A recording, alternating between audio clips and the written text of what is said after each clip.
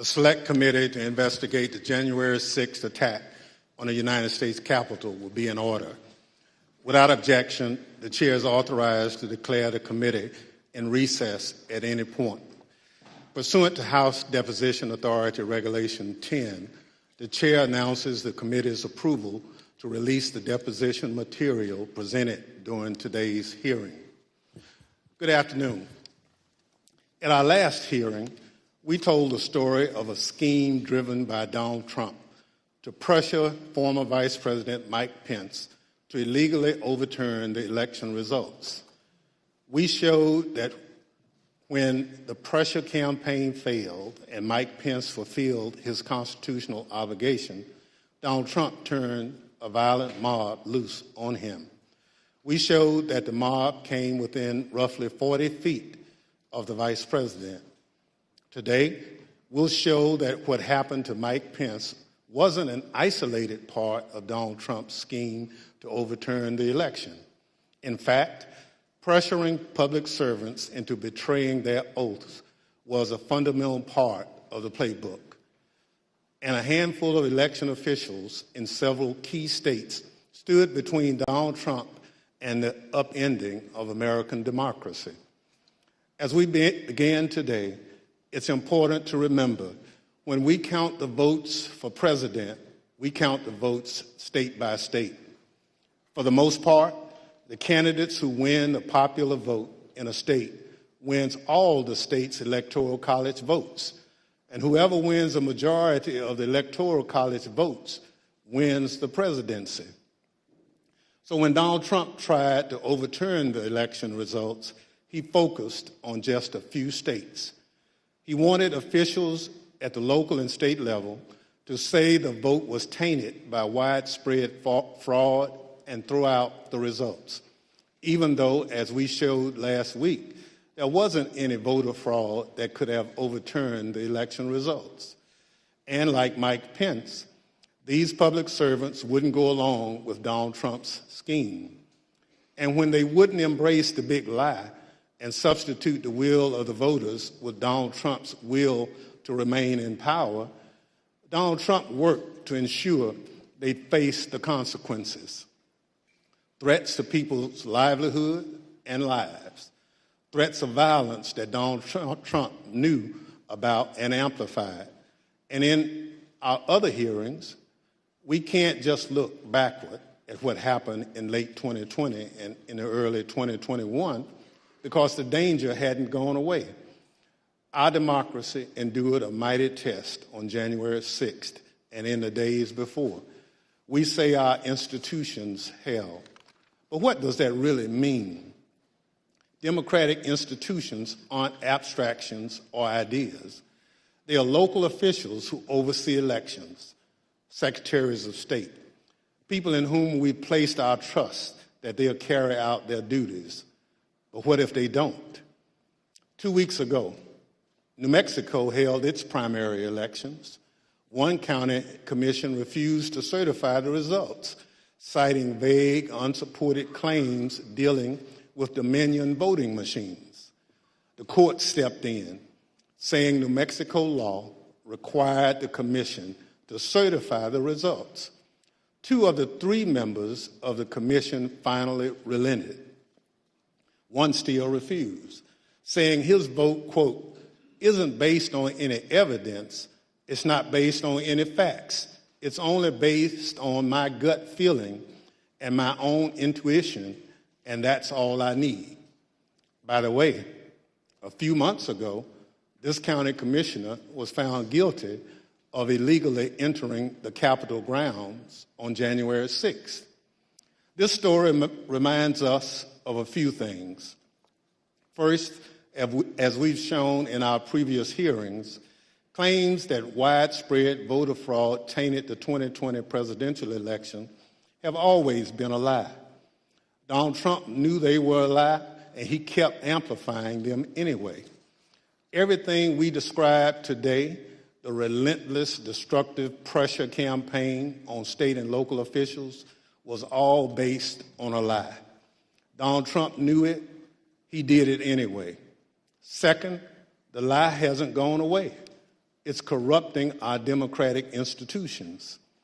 People who believe that lie are now seeking positions of public trust. And as seen in New Mexico, their oath to be to the people they serve will take a backseat to their commitment to the big lie. If that happens, who will make sure our institutions don't break under the pressure? We won't have close calls. We'll have a catastrophe.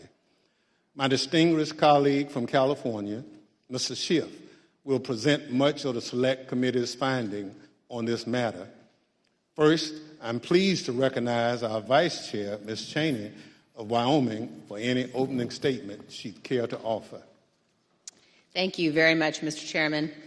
Today, we will begin examining President Trump's effort to overturn the election by exerting pressure on state officials and state legislatures.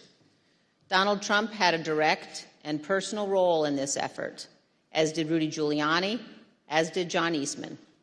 In other words, the same people who were attempting to pressure Vice President Mike Pence to reject electoral votes illegally were also simultaneously working to reverse the outcome of the 2020 election at the state level. Each of these efforts to overturn the election is independently serious. Each deserves attention both by Congress and by our Department of Justice. But, as the federal court has already indicated, these efforts were also part of a broader plan. And all of this was done in preparation for January 6th. I would note 2 points for particular focus today. First, today you will hear about calls made by President Trump to officials of Georgia and other states. As you listen to these tapes, keep in mind what Donald Trump already knew at the time he was making those calls. He had been told over and over again that his stolen election allegations were nonsense. For example, this is what former Attorney General Bill Barr said to President Trump about allegations in Georgia. We took a hard look at this ourselves, and based on our review of it, including the interviews of the key witnesses, the Fulton County allegations had no merit. The ballots under the table were legitimate ballots. They weren't in a suitcase. They had been pre-opened for eventually feeding into the machine. All the stuff about the water leak and that there was some subterfuge involved. We felt there was some confusion, but there was no evidence of a subterfuge to create an opportunity to feed things into the count. And so we didn't see any evidence of fraud in the Fulton County episode. And Acting Deputy Attorney General Richard Donahue told Donald Trump this. And I said something to the effect of, sir, we've done dozens of investigations, hundreds of interviews. The major allegations are not supported by the evidence developed. Mr. Trump was told by his own advisors that he had no basis for his stolen election claims. Yet he continued to pressure state officials to change the election results. Second, you will hear about a number of threats and efforts to pressure state officials to reverse the election outcome. One of our witnesses today, Gabriel Sterling, explicitly warned President Trump about potential violence on December 1st, 2020, more than a month before January 6th. You will see excerpts from that video repeatedly today. It has all gone too far. All of it. Joe DeGenova today asked for Chris Krebs, a patriot who ran CISA, to be shot. A 20-something tech in Gwinnett County today has death threats and a noose put out saying he should be hung for treason because he was transferring a report on batches from an EMS to a county computer so he could read it. It has to stop. Mr. President, you have not condemned these actions or this language. Senators, you have not condemned this language or these actions. This has to stop. We need you to step up, and if you're going to take a position of leadership, show some. My boss, Secretary Raffensperger, his address is out there. They have people doing caravans in front of their house. They've had people come onto their property. It has to stop. This is elections. This is the backbone of democracy, and all of you who have not said a damn word are complicit in this. The point is this: Donald Trump did not care about the threats of violence. He did not condemn them. He made no effort to stop them. He went forward with his fake allegations anyway. One more point. I would urge all of those watching today to focus on the evidence the committee will present. Don't be distracted by politics. This is serious. We cannot let America become a nation of conspiracy theories and thug violence. Finally, I want to thank our witnesses today for all of your service to our country. Today, all of America will hear about the selfless actions of these men and women who acted honorably to uphold the law, protect our freedom, and preserve our Constitution. Today, Mr. Chairman, we will all see an example of what truly makes America great. Thank you, Mr. Chairman. I yield back. Without objection, the chair recognizes the gentleman from California, Mr. Schiff, for an opening statement. Thank you, Mr. Chairman and Madam Vice Chair. On November 3rd, 2020, Donald Trump ran for re-election to the office of the presidency, and he lost. His opponent, Joe Biden, finished ahead in the key battleground states of Arizona, Michigan, Wisconsin, Pennsylvania, Georgia, and elsewhere. Nevertheless, and for the first time in history, the losing presidential candidate fought to hold on to power. As we have seen in previous hearings, he did so through a variety of means. On Election Day, he sought to stop the counting of the vote, knowing that the millions of absentee ballots elections officials would be counting on Election Day and thereafter would run strongly against him and deliver a victory to Joe Biden. Next, and when he could not stop the counting, he tried to stop state legislatures and governors from certifying the results of the election. He went to court and filed dozens of frivolous lawsuits, making unsubstantiated claims of fraud. When that too failed, he mounted a pressure campaign directed at individual state legislators to try to get them to go back into session and either declare him the winner, decertify Joe Biden as the winner, or send two slates of electors to Congress, one for Biden and one for him, and pressure Vice President Pence to choose him as the winner. But the state legislatures wouldn't go along with this scheme, and neither would the vice president. None of the legislatures agreed to go back into special session and declare him the winner. No legitimate state authority in the states Donald Trump lost would agree to appoint fake Trump electors and send them to Congress. But this didn't stop the Trump campaign either. They assembled groups of individuals in key battleground states and got them to call themselves electors, created phony certificates associated with these fake electors, and then transmitted these certificates to Washington and to the Congress to be counted during the joint session of Congress on January 6th. None of this worked. But according to Federal District Judge David Carter, former President Trump and others likely violated multiple federal laws by engaging in this scheme, including conspiracy to defraud the United States. You will hear evidence of the former president and his top advisors' direct involvement in key elements of this plot, or what Judge Carter called a coup in search of a legal theory.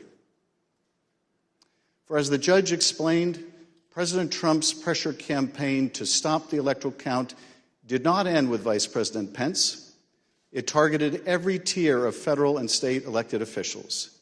Convincing state legislatures, he said, to certify competing electors was essential to stop the count and ensure President Trump's re-election. As we have seen in our prior hearings, running through this scheme was a big lie that the election was plagued with massive fraud and somehow stolen. You'll remember what the president's own Attorney General, Bill Barr, said he told the president about these claims of massive fraud affecting the outcome of the election. And I told him that the stuff that his people were shoveling out to the public was bullshit. I mean, that the claims of fraud were bullshit. The president's lie was and is a dangerous cancer on the body politic. If you can convince Americans that they cannot trust their own elections, that any time they lose it is somehow illegitimate, then what is left but violence to determine who should govern? This brings us to the focus of today's hearing. When state elections officials refused to stop the count, Donald Trump and his campaign tried to put pressure on them. When state executive officials refused to certify him the winner of states he lost, he applied more pressure. When state legislators refused to go back into session and appoint Trump electors, he amped up the pressure yet again. Anyone who got in the way of Donald Trump's continued hold on power after he lost the election was the subject of a dangerous and escalating campaign of pressure. This pressure campaign brought angry phone calls and texts, armed protests, intimidation, and all too often threats of violence and death. State legislators were singled out. So too were statewide elections officials. Even local elections workers, diligently doing their jobs, were accused of being criminals and had their lives turned upside down. As we will show, the president's supporters heard the former president's claims of fraud and the false allegations he made against state and local officials as a call to action. Stop the steal! Stop the steal! Stop the steal! You're a threat to democracy! You're a threat to free and honest elections! America! We love our rights and our freedom! You will not be allowed in our country. You're a tyrant, you're a felon, and you must turn yourself in to the authorities immediately. And then about 45 minutes later, we started to hear the noises outside my home, and my stomach sunk, and I thought, it's me. And then it's just, we don't know what's going to, I mean, the uncertainty of that was what was the fear. Like, are they coming with guns? Are they going to attack my house? I'm in here with my kid, I'm trying to put him to bed. And so it was, that was the scariest moment, just not knowing what was going to happen. This pressure campaign against state and local officials spanned numerous contested states, as you will see in this video produced by the Select Committee. My name is Josh Roselman. I'm an investigative counsel for the House Select Committee to investigate the January 6th attack on the United States Capitol. Beginning in late November 2020, the president and his lawyers started appearing before state legislators, urging them to give their electoral votes to Trump, even though he lost the popular vote. I represent President Trump along with Jenna Ellis, and this is our fourth or fifth hearing. This election has to be turned around because we won Pennsylvania by a lot, and we won all of these swing states by a lot.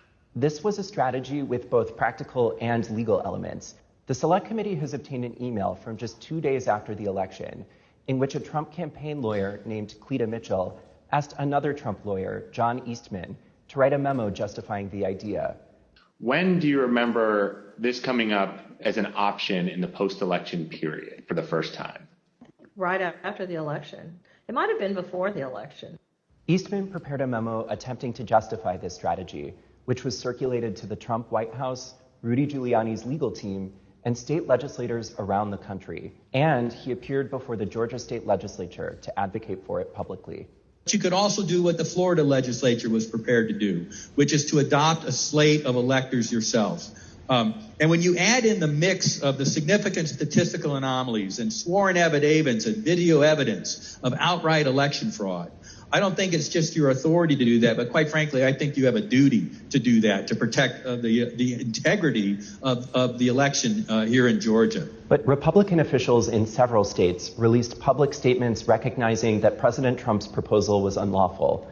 For instance, Georgia Governor Brian Kemp called the proposal unconstitutional, while Arizona House Speaker Rusty Bowers wrote that the idea would undermine the rule of law. The pressure campaign to get state legislators to go along with this scheme intensified when President Trump invited delegations from Michigan and Pennsylvania to the White House. Either you or Speaker Chatfield, did you make the point to the president that you were not going to do anything that violated Michigan law? I believe we did. Whether or not it was those exact words or not, but I think that the words that I would have more likely used is we were going to follow the law. Nevertheless, the pressure continued. The next day, President Trump tweeted, quote, "Hopefully the courts and/or legislatures will have the courage to do what has to be done to maintain the integrity of our elections and the United States of America itself. The world is watching." He posted multiple messages on Facebook listing the contact information for state officials and urging his supporters to contact them to, quote, "demand a vote on decertification." In one of those posts, President Trump disclosed Mike Shirkey's personal phone number to his millions of followers. All I remember is receiving over just shy of 4,000 text messages over a short period of time, calling to take action.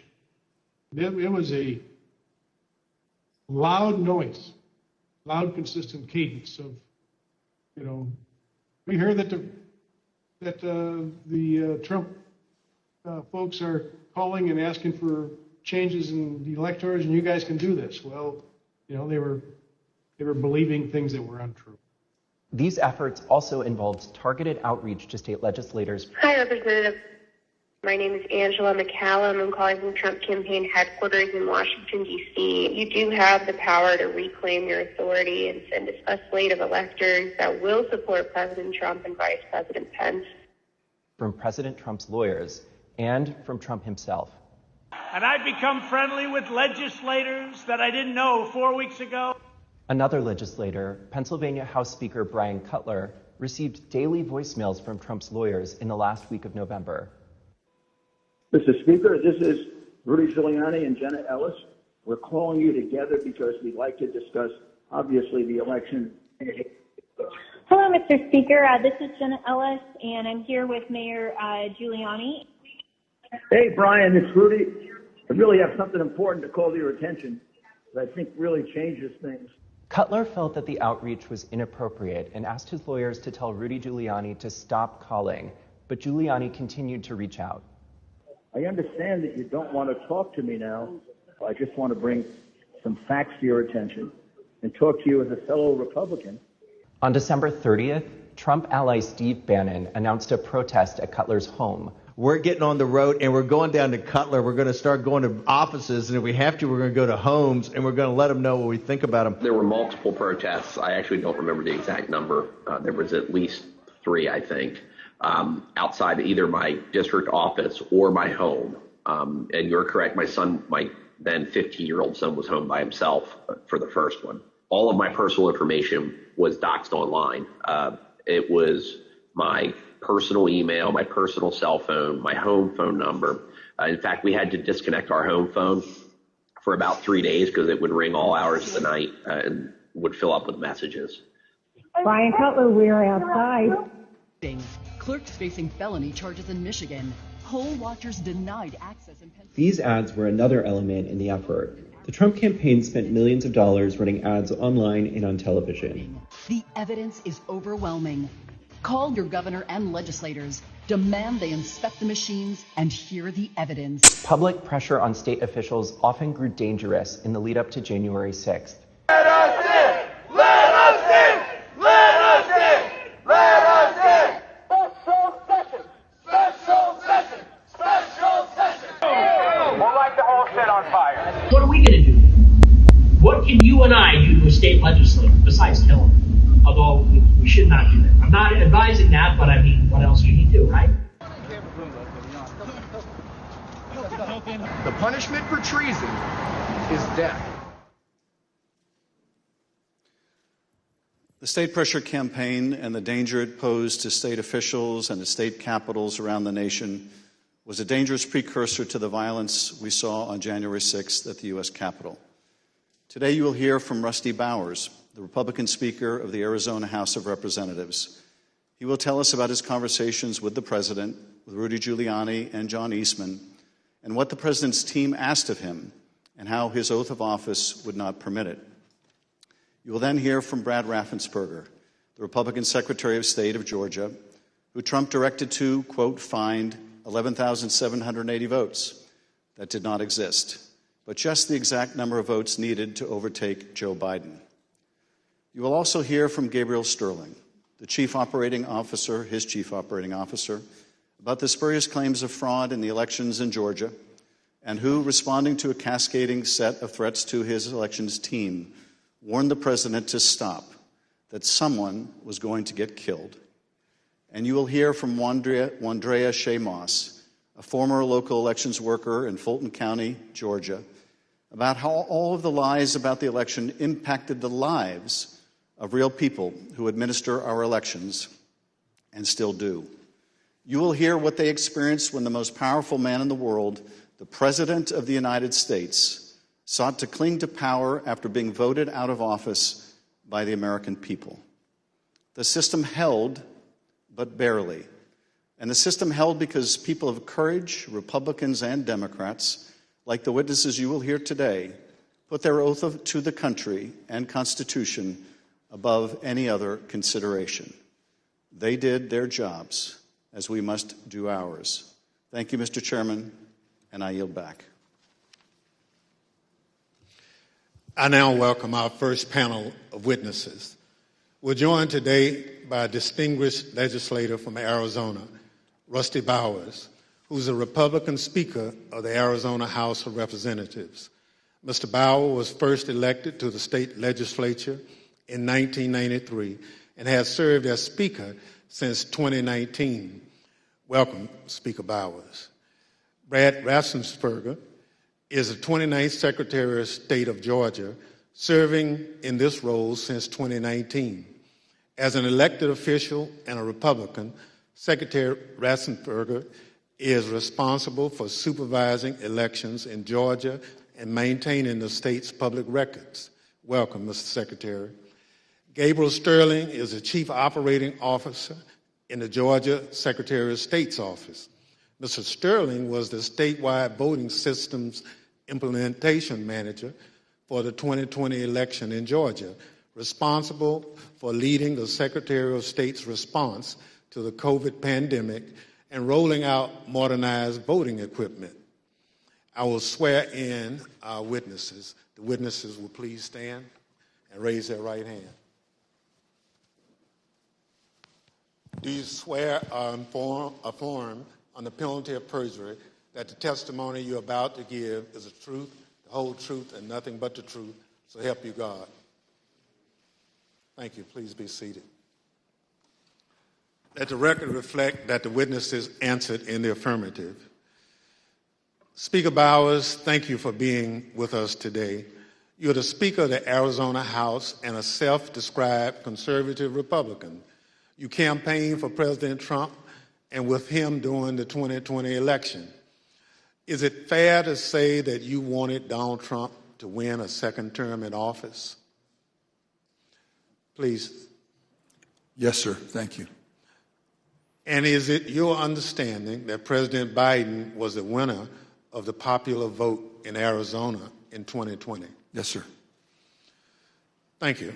Pursuant to Section 5C8 of House Resolution 503, the chair recognizes the gentleman from California, Mr. Schiff, for questions. Speaker Bowers, thank you for being with us today. Before we begin with the questions that I had prepared for you, I wanted to ask you about a statement that former President Trump issued, which I received just prior to the hearing. Have you had a chance to review that statement? My counsel called from Arizona and read it to me. Yes, sir. In that statement, I won't read it in its entirety. Former President Trump begins by calling you a rhino, Republican in name only. He then references a conversation in November 2020 in which he claims that you told him that the election was rigged and that he had won Arizona. To quote the former president, during the conversation, he told me the election was rigged and that I won Arizona, unquote. Did you have such a conversation with the president? I did have a conversation with the president.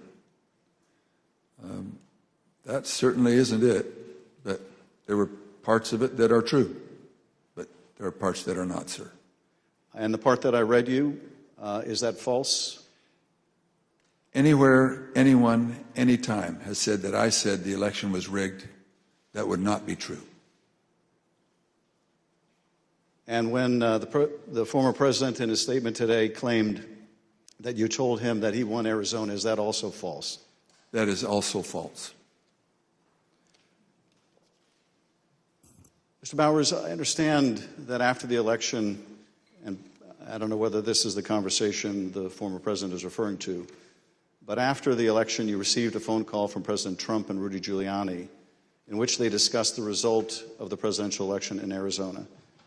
If you would, tell us about that call and whether the former president or Mr. Giuliani raised allegations of election fraud. Thank you. My wife and I had returned from attending our church meetings. It was on a Sunday, and we were still in the driveway, and I had received a call from a colleague telling me that the White House was trying to get in touch with her and I, and that she said, please, if you get a call, let's try to take this together. Immediately, I saw that the White House on my Bluetooth was calling, and I took the call and was asked by I would presume, the operator at the White House if I would hold for the president, which I did, and Mr. Giuliani came on first, and niceties, then Mr. Trump, President Trump, then President Trump came on, and we initiated a conversation. During that conversation, did you ask Mr. Giuliani for proof of these allegations of fraud that he was making? On multiple occasions, yes. And when you asked him for evidence of this fraud, what did he say? He said that they did have proof, and I asked him, do you have names? For example, we have 200,000 illegal immigrants, some large number, 5,000 or 6,000 dead people, etc. And I said, do you have their names? Yes. Will you give them to me? Yes. The president interrupted and said, give the man what he needs, Rudy. He said, I will. And that happened on at least 2 occasions, that interchange in the conversation. So Mr. Giuliani was claiming in the call that there were hundreds of thousands of undocumented people and thousands of dead people who had purportedly voted in the election? Yes. And you asked him for evidence of that? I did. And did you ever receive from him that evidence either during the call, after the call, or to this day? Never. What was the ask during this call? He was making these allegations of fraud, but he had something or a couple things that they wanted you to do. What were those? The ones I remember were first that we would hold, that I would allow an official committee at the Capitol so that they could hear this evidence and that we could take action thereafter. And I refused. I said, up to that time, the circus, I called it a circus, had been brewing with lots of demonstrations, both at the counting center, at the Capitol, and other places. And I didn't want to have that in the House.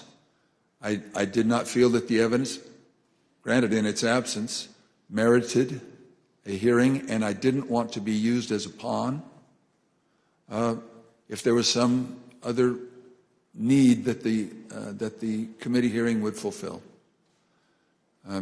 So that was the first ask, that we hold an official committee hearing. And what was his second ask? I said, to what end? To what end the hearing? He said, well, we have heard by an official high up in the Republican legislature that there is a legal theory or a legal ability in Arizona that you can remove the electors of President Biden and replace them. And we would like to have the legitimate opportunity through the committee to come to that end and remove that. And I said, that's That's something that's totally new to me. I've never heard of any such thing. And he pressed that point, and I said, look, you are asking me to do something that is counter to my oath when I swore to the Constitution to uphold it, and I also swore to the Constitution and the laws of the state of Arizona, and this is totally foreign as an idea or a theory to me, and I would never do anything of such magnitude without deep consultation with qualified attorneys. And I said, I've got some good attorneys, and I'm going to give you their names. But you're asking me to do something against my oath, and I will not break my oath. And I think that was up to that point. During the conversation, and you heard, I think, when we played a snippet of Mr. Giuliani calling other state legislators and saying that he was calling as essentially a fellow Republican. Did he make a similar appeal to you or bring up the fact that you shared a similar party? Whether it was in that call or in a later meeting, he did bring that up more than once. And how would he bring that up? He would say, aren't we all Republicans here? I would think we would get a better reception. I mean, I would think you would listen a little more open to my suggestions that we're all Republicans. And this evidence that you asked him for that would justify this extraordinary step, I think you said they never produced. Why did you feel, either in the absence of that evidence or with it, what they were asking you to do would violate your oath to the Constitution? First of all, when the people, and in Arizona, I believe some 40-plus years earlier, the legislature had established the manner of electing our officials, or the electors for the presidential race. Once it was given to the people, as in Bush v. Gore, illustrated by the Supreme Court, it becomes a fundamental right of the people. So as far as I was concerned, for someone to ask me I would call it a paucity, there was no evidence being presented of any strength. Evidence can be hearsay evidence, it's still evidence, but it's still hearsay. But strong judicial quality evidence, anything that would say to me, you have a doubt, deny your oath. I will not do that. And on more than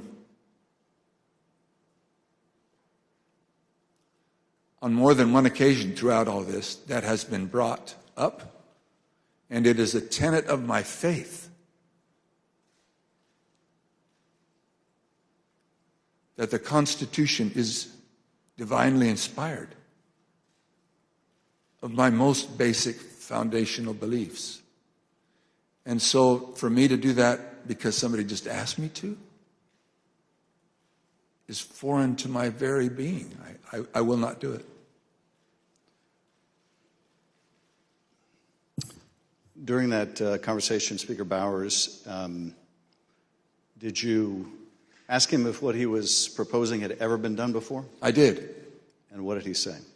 He said, well, I'm not familiar with Arizona law or any other laws, but I don't think so. And that also was brought up in other conversations, both with him and with John Eastman and others. Speaker Bowers, I understand that a week after that call, Mr. Giuliani appeared with others associated with President Trump's effort to overturn the result of the election at a purported legislative hearing in a hotel ballroom in Phoenix. Was this an official hearing of the state legislature? It was not. And why was it not a real or official hearing of the legislature? A legislator can hold a group meeting. He can call it a hearing. But when they ask me to have an official hearing, we establish it by protocols, public notice, etc. It's typically held at the Capitol, but it doesn't need to be. We can authorize a hearing off campus. And in this case, I had been asked on several occasions to allow a hearing. I had denied it, but said, you're free to hold a meeting, any meeting you want, to the person who asked, and which he ultimately did. I think he was a little frustrated, but he ultimately did. This meeting was the same day, I believe, that the governor of Arizona, Doug Ducey, certified Biden as the winner of the presidential election in Arizona. Did you meet with Mr. Giuliani and his associates while they were in Phoenix sometime after that purported legislative hearing at the hotel? Yes, I did, sir. And at that meeting, did Mr. Giuliani raise any specific allegations of election fraud again? His initial comments were, again, the litany of groups of illegal individuals or people deceased, etc. And he had brought that up. And I wasn't alone in that meeting. There were others, and other members of the Senate aggressively questioned him. And then I proceeded to question him on the proof that he was going to bring me, etc. But he did bring those up, yes. And these other legislators were also Republican members of the Senate? They were, yes, sir. And did they also press him for proof of these allegations? They pressed him very strongly. Two of them especially, very strongly. And at some point, did Mr. Giuliani ask one of the other attorneys on his team to help him out with the evidence? He did. He asked Jenna Ellis, who was sitting to his right. One thing was that it was more to the point of, was there sufficient evidence or action that we could justify the recalling of the electors? But at that part of the conversation, I know he referred to someone else. But he did ask, do we have the proof, to Jenna, Miss Ellis? And she said, yes. And I said, I want the names. Do you have the names? Yes. Do you have how they voted? We have all the information. I said, can you get to me that information? Did you bring it with you? She said, no. Both Mr. Giuliani asked her and I asked generally if they'd brought it with them. She said, no, it's not with me, but we can get it to you. And I said, then you didn't bring me the evidence, which was repeated in different iterations for some period of time. At some point, did one of them make a comment that they didn't have evidence, but they had a lot of theories? That was Mr. Giuliani. And what exactly did he say, and how did that come up? My recollection, he said, we've got lots of theories, we just don't have the evidence. And I don't know if that was a gaffe, or maybe he didn't think through what he said, but both myself and others in my group, the three in my group and my council, both remembered that specifically, and afterwards we kind of laughed about it. And getting back to the ask in that phone call that preceded this meeting, he wanted you to have the legislature dismiss the Biden electors and replace them with Trump electors on the basis of these theories of fraud? He did not say it in those exact words, but he did say that Arizona law, according to what he understood, that would be allowed and that we needed to come into session to take care of that, which initiated a discussion about, again, what I can legally and not legally do, and I can't go into session in Arizona unilaterally or on my sole prerogative. In this meeting or at any other later time, did anyone provide you with evidence of election fraud sufficient to affect the outcome of the presidential election in Arizona? No one provided me ever such evidence. The Select Committee has uncovered evidence in the course of our investigation that at Stop the Steal protests at state capitals across the country, there were individuals with ties to the groups or parties involved in the January 6th attack on the U.S. Capitol. One of those incursions took place in the Arizona House of Representatives building, as you can see in this footage.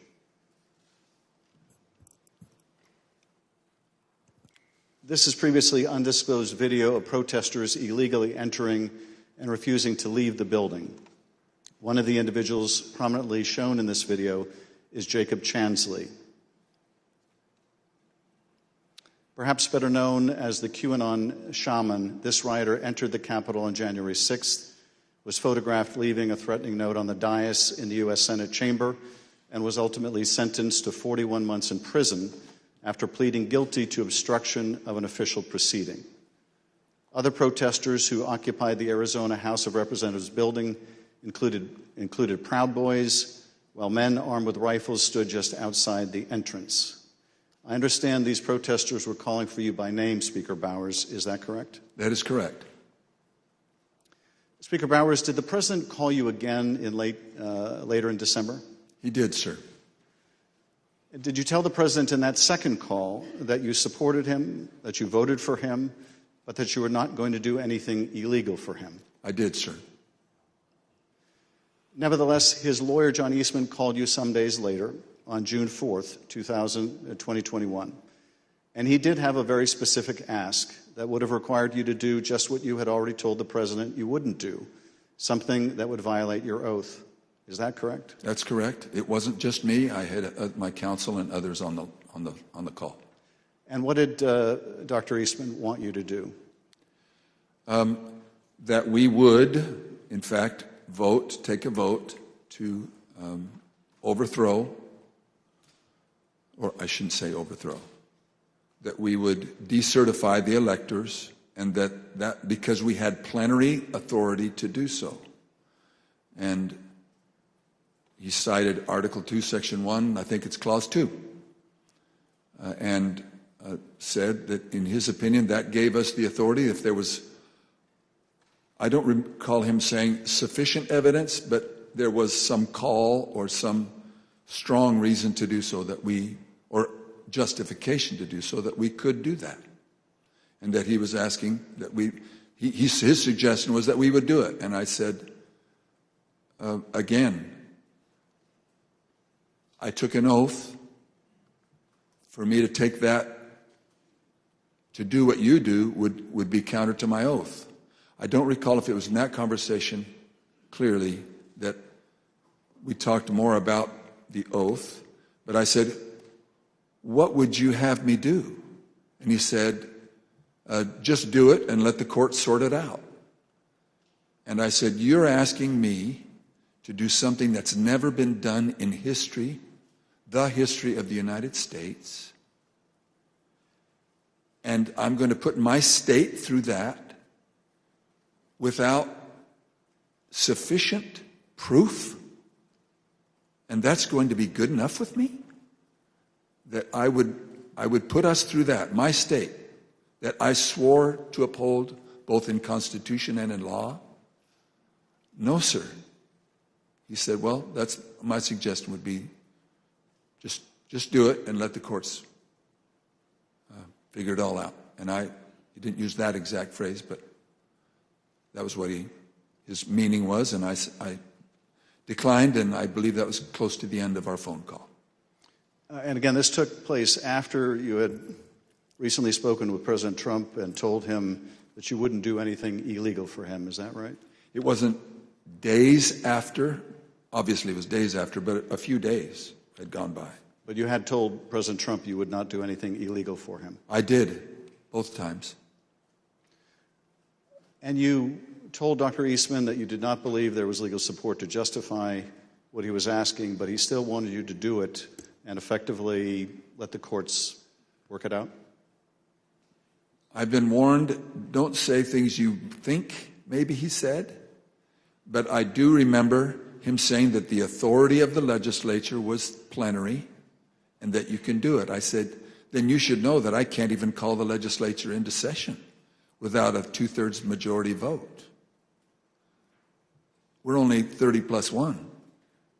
There's no way that could happen. But in your view, what he was asking you to do would have violated your oath to the Constitution, both the United States Constitution and the Constitution of the state of Arizona? Yes, sir. Did you also receive a call from U.S. Representative Andy Biggs of Arizona on the morning of January 6th? I did. And what did Mr. Biggs ask you to do? I believe that was the day that the vote was occurring to each state to have certification, or to declare the certification of the electors. And he asked if I would sign on both to a letter that had been sent from my state and or that I would support the decertification of the electors. And I said I would not. Mr. Speaker, on December 4th, 2020, shortly after your meeting with Rudy Giuliani and other allies of President Trump, you released a statement publicly addressing, quote, calls for the legislature to overturn the 2020 certified election results.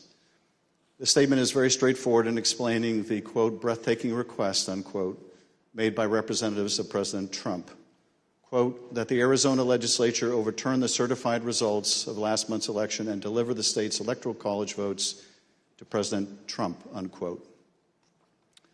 Why did you believe, as you wrote in this statement, that the rule of law forbid you from doing what President Trump and his allies wanted you to do?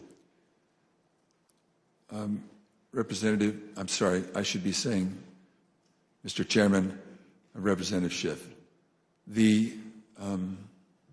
there's two sides to the answer. One is, what am I allowed to do, and what am I forbidden to do? We have no legal pathway, both in state law nor to my knowledge in federal law, for us to execute such a request.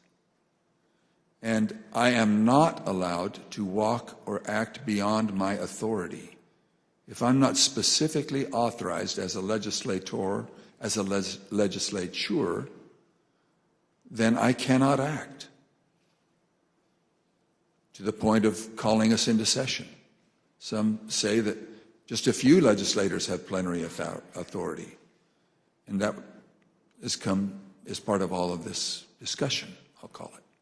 But so to not have authority and be forbidden to act beyond my authority on both counts, I am not authorized to take such action, and that would deny my oath. In your statement, you included excerpts from President Ronald Reagan's inaugural address in 1981.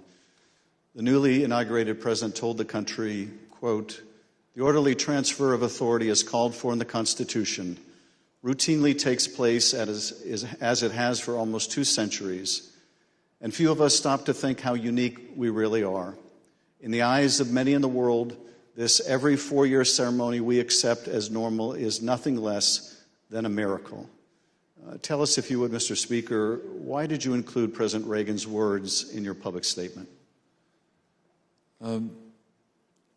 Chairman, Representative Schiff, because I have a lot of admiration for Ronald Reagan.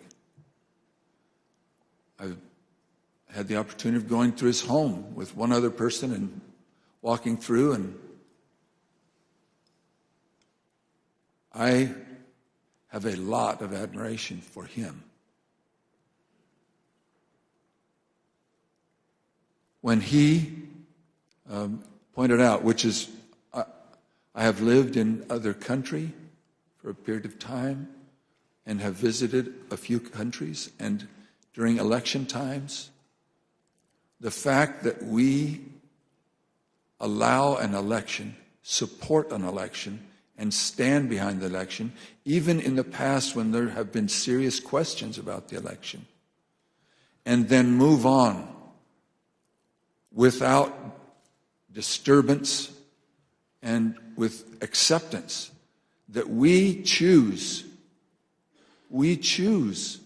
to follow the outcome of the will of the people. That will, it means a lot to me, and I know it meant a lot to him, and so we included that.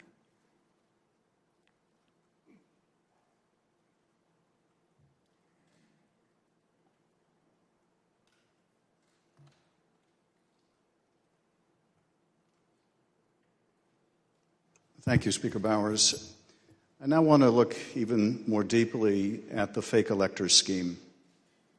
Every 4 years, citizens from all over the United States go to the polls to elect their president.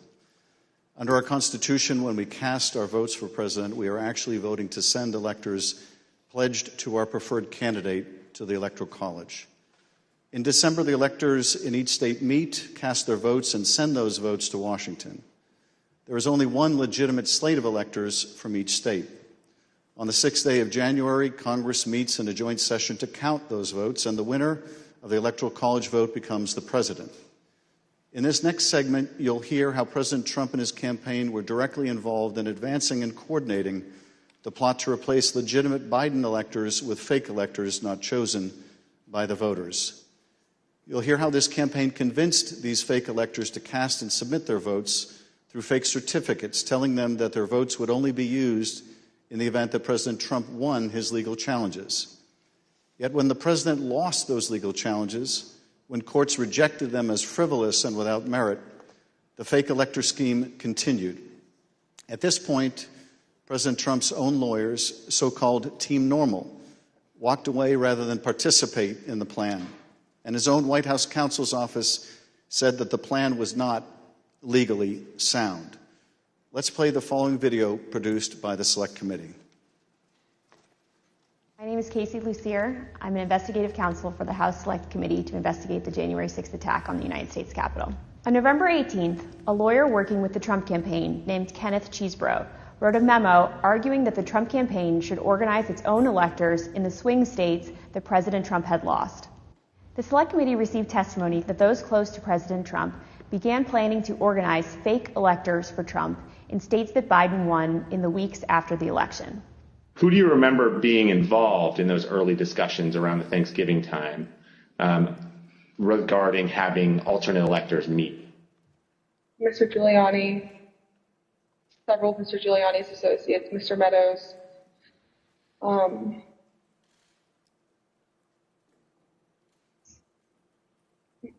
members of Congress, although it's difficult to distinguish if the members I'm thinking of were involved during Thanksgiving or if they were involved as we progressed through December. At the president's direct request, the RNC assisted the campaign in coordinating this effort. What did the president say when he called you? Essentially, he turned the call over to Mr. Eastman, who then proceeded to talk about the importance of the RNC helping the campaign gather these contingent electors in case any of the legal challenges that were ongoing changed the result of any of the states. I think more just helping them reach out and assemble them. But my understanding is the campaign did take the lead, and we just were helping them in that role. As President Trump and his supporters continued to lose lawsuits, some campaign lawyers became convinced that convening electors in states that Trump lost was no longer appropriate. I just remember I either replied or called somebody saying, unless we have litigation pending that's like in these states, like I don't think this is appropriate, or this isn't the right thing to do.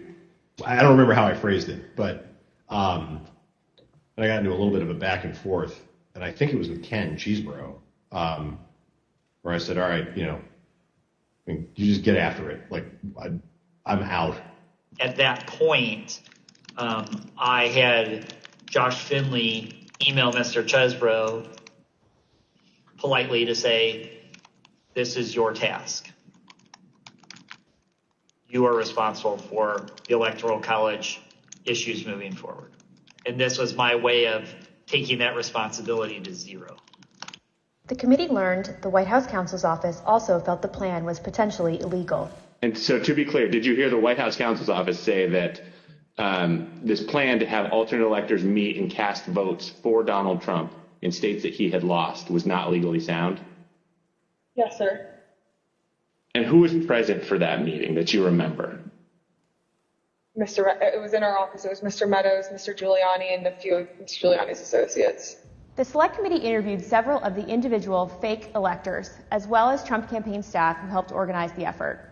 We were just, kind of useful idiots or rubes at that point. A strong part of me really feels that it's just kind of as the road continued and as that was failure, that got formulated as what do we have on the table?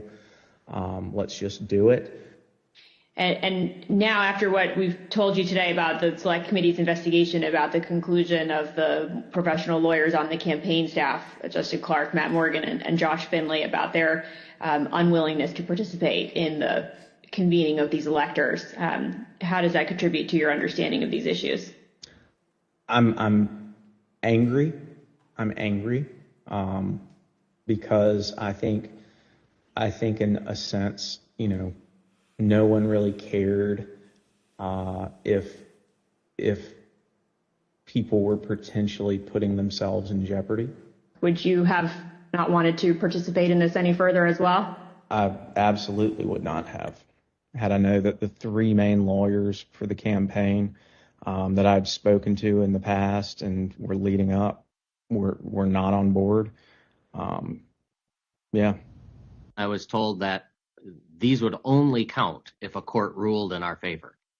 So that would have been using our electors, it would have been using our electors in ways that we weren't told about, and we wouldn't have supported.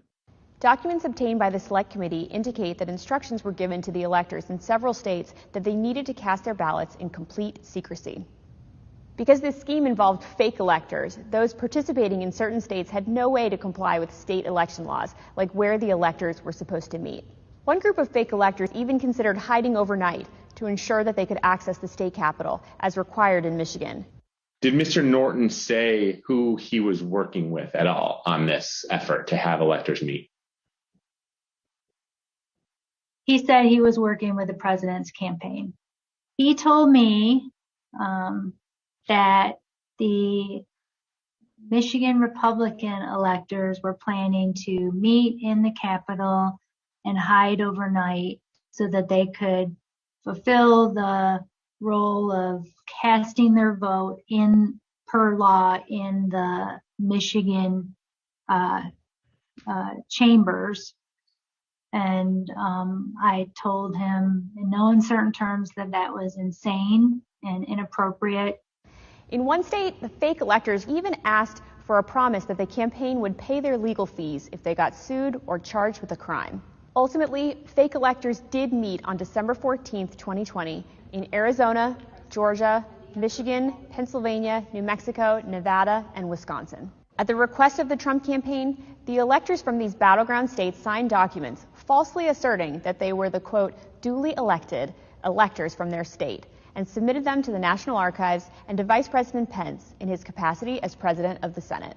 Here is what some of the fake elector certificates look like as compared to the real ones. But these ballots had no legal effect. In an email produced to the Select Committee, Dr. Eastman told a Trump campaign representative that it did not matter that the electors had not been approved by a state authority. Quote, the fact that we have multiple slates of electors demonstrates the uncertainty of either. That should be enough. He urged that Pence act boldly and be challenged.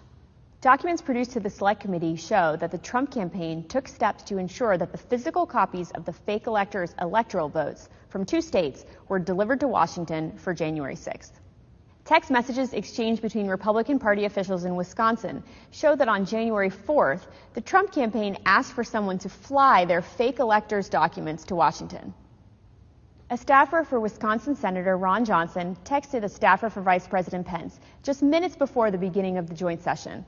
This staffer stated that Senator Johnson wished to hand-deliver to the Vice President the fake electors' votes from Michigan and Wisconsin. The Vice President's aide unambiguously instructed them not to deliver the fake votes to the Vice President.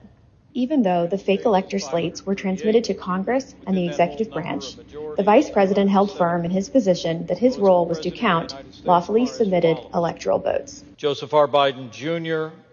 of the state of Delaware has received 306 votes. Donald J. Trump of the state of Florida has received 232 votes. Which is what he did when the joint session resumed on January 6th after the attack on the Capitol.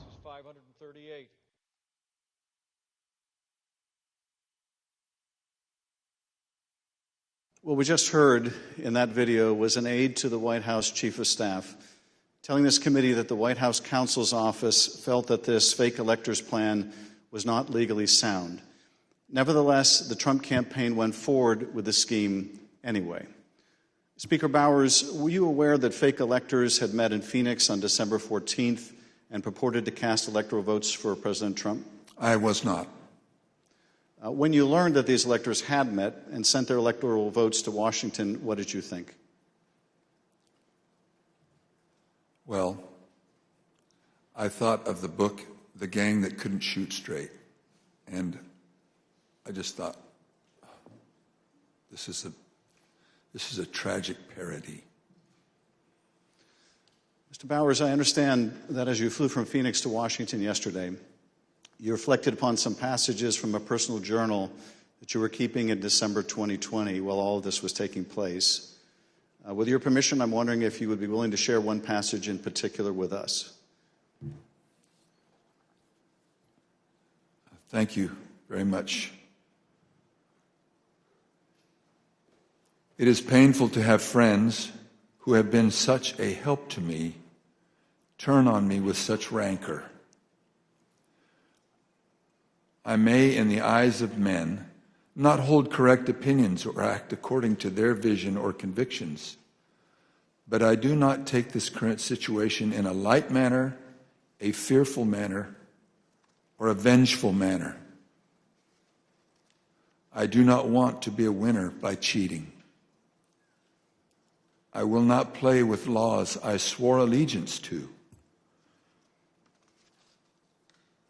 with any contrived desire towards deflection of my deep foundational desire to follow God's will as I believe He led my conscience to embrace. How else will I ever approach Him in the wilderness of life, knowing that I ask this guidance only to show myself a coward in defending the course He let me take. He led me to take. Thank you, Mr. Speaker. Those are powerful words. I understand that taking the courageous positions that you did following the 2020 election in defense of the rule of law and protecting the voters of Arizona resulted in you and your family being subjected to protests and terrible threats. Can you tell us how this impacted you and your family? Well, as others in the videos have mentioned, we received, my secretaries would say, in excess of 20,000 emails and tens of thousands of voicemails and texts, which saturated our offices and we were unable to work, or at least communicate. But at home, up till even recently, it is the new pattern or a pattern in our lives to worry what will happen on Saturdays, because we have various groups come by and they have had video panel trucks with videos of me proclaiming me to be a pedophile and a pervert and a corrupt and politician, and blaring loudspeakers in my neighborhood and leaving literature both on my property, but arguing and threatening with neighbors and with myself. I don't know if I should name groups, but there was one gentleman that had the 3 bars on his chest, and he had a pistol and was threatening my neighbor, not with the pistol, but just vocally. When I saw the gun, I knew I had to get close. And at the same time, on some of these, we had a daughter who was gravely ill,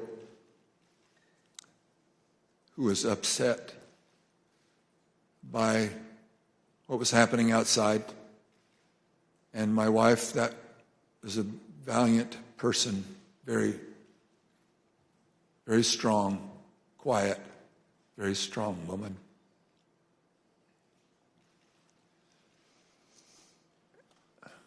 So it was disturbing. It was disturbing. Mr. Speaker, I want to thank you for your service to the state of Arizona and to the country. Mr. Chairman, at this point, I think it would be appropriate to take a short recess. Accordingly, I reserve the balance of my time.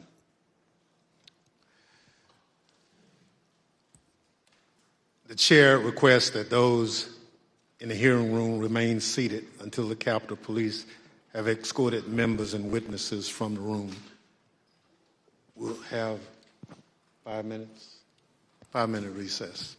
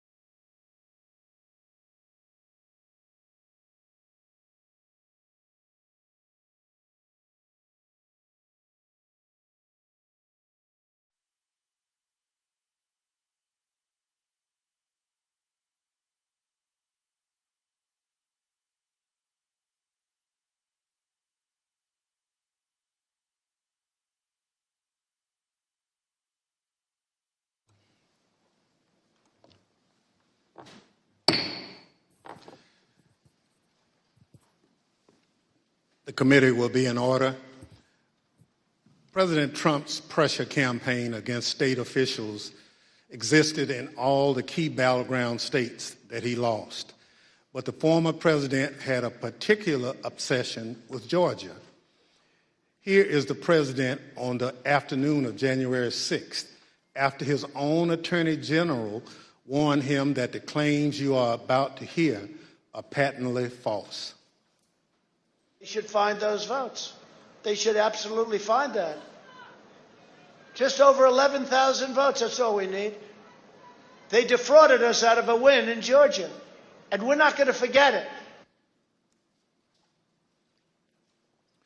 So the state of Georgia is where we will turn our attention to next. I want to emphasize that our investigation into these issues is still ongoing.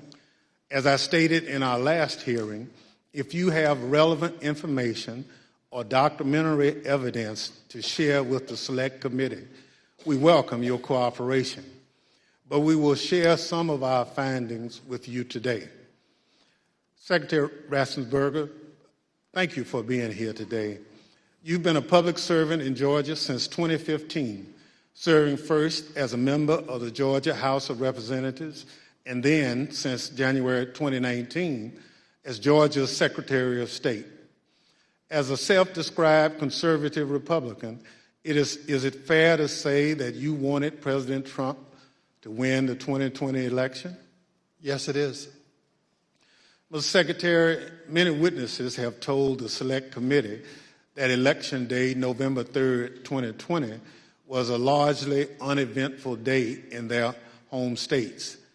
In spite of the challenges of conducting an election during a pandemic, you wrote in the Washington Post that the election was, quote, successful.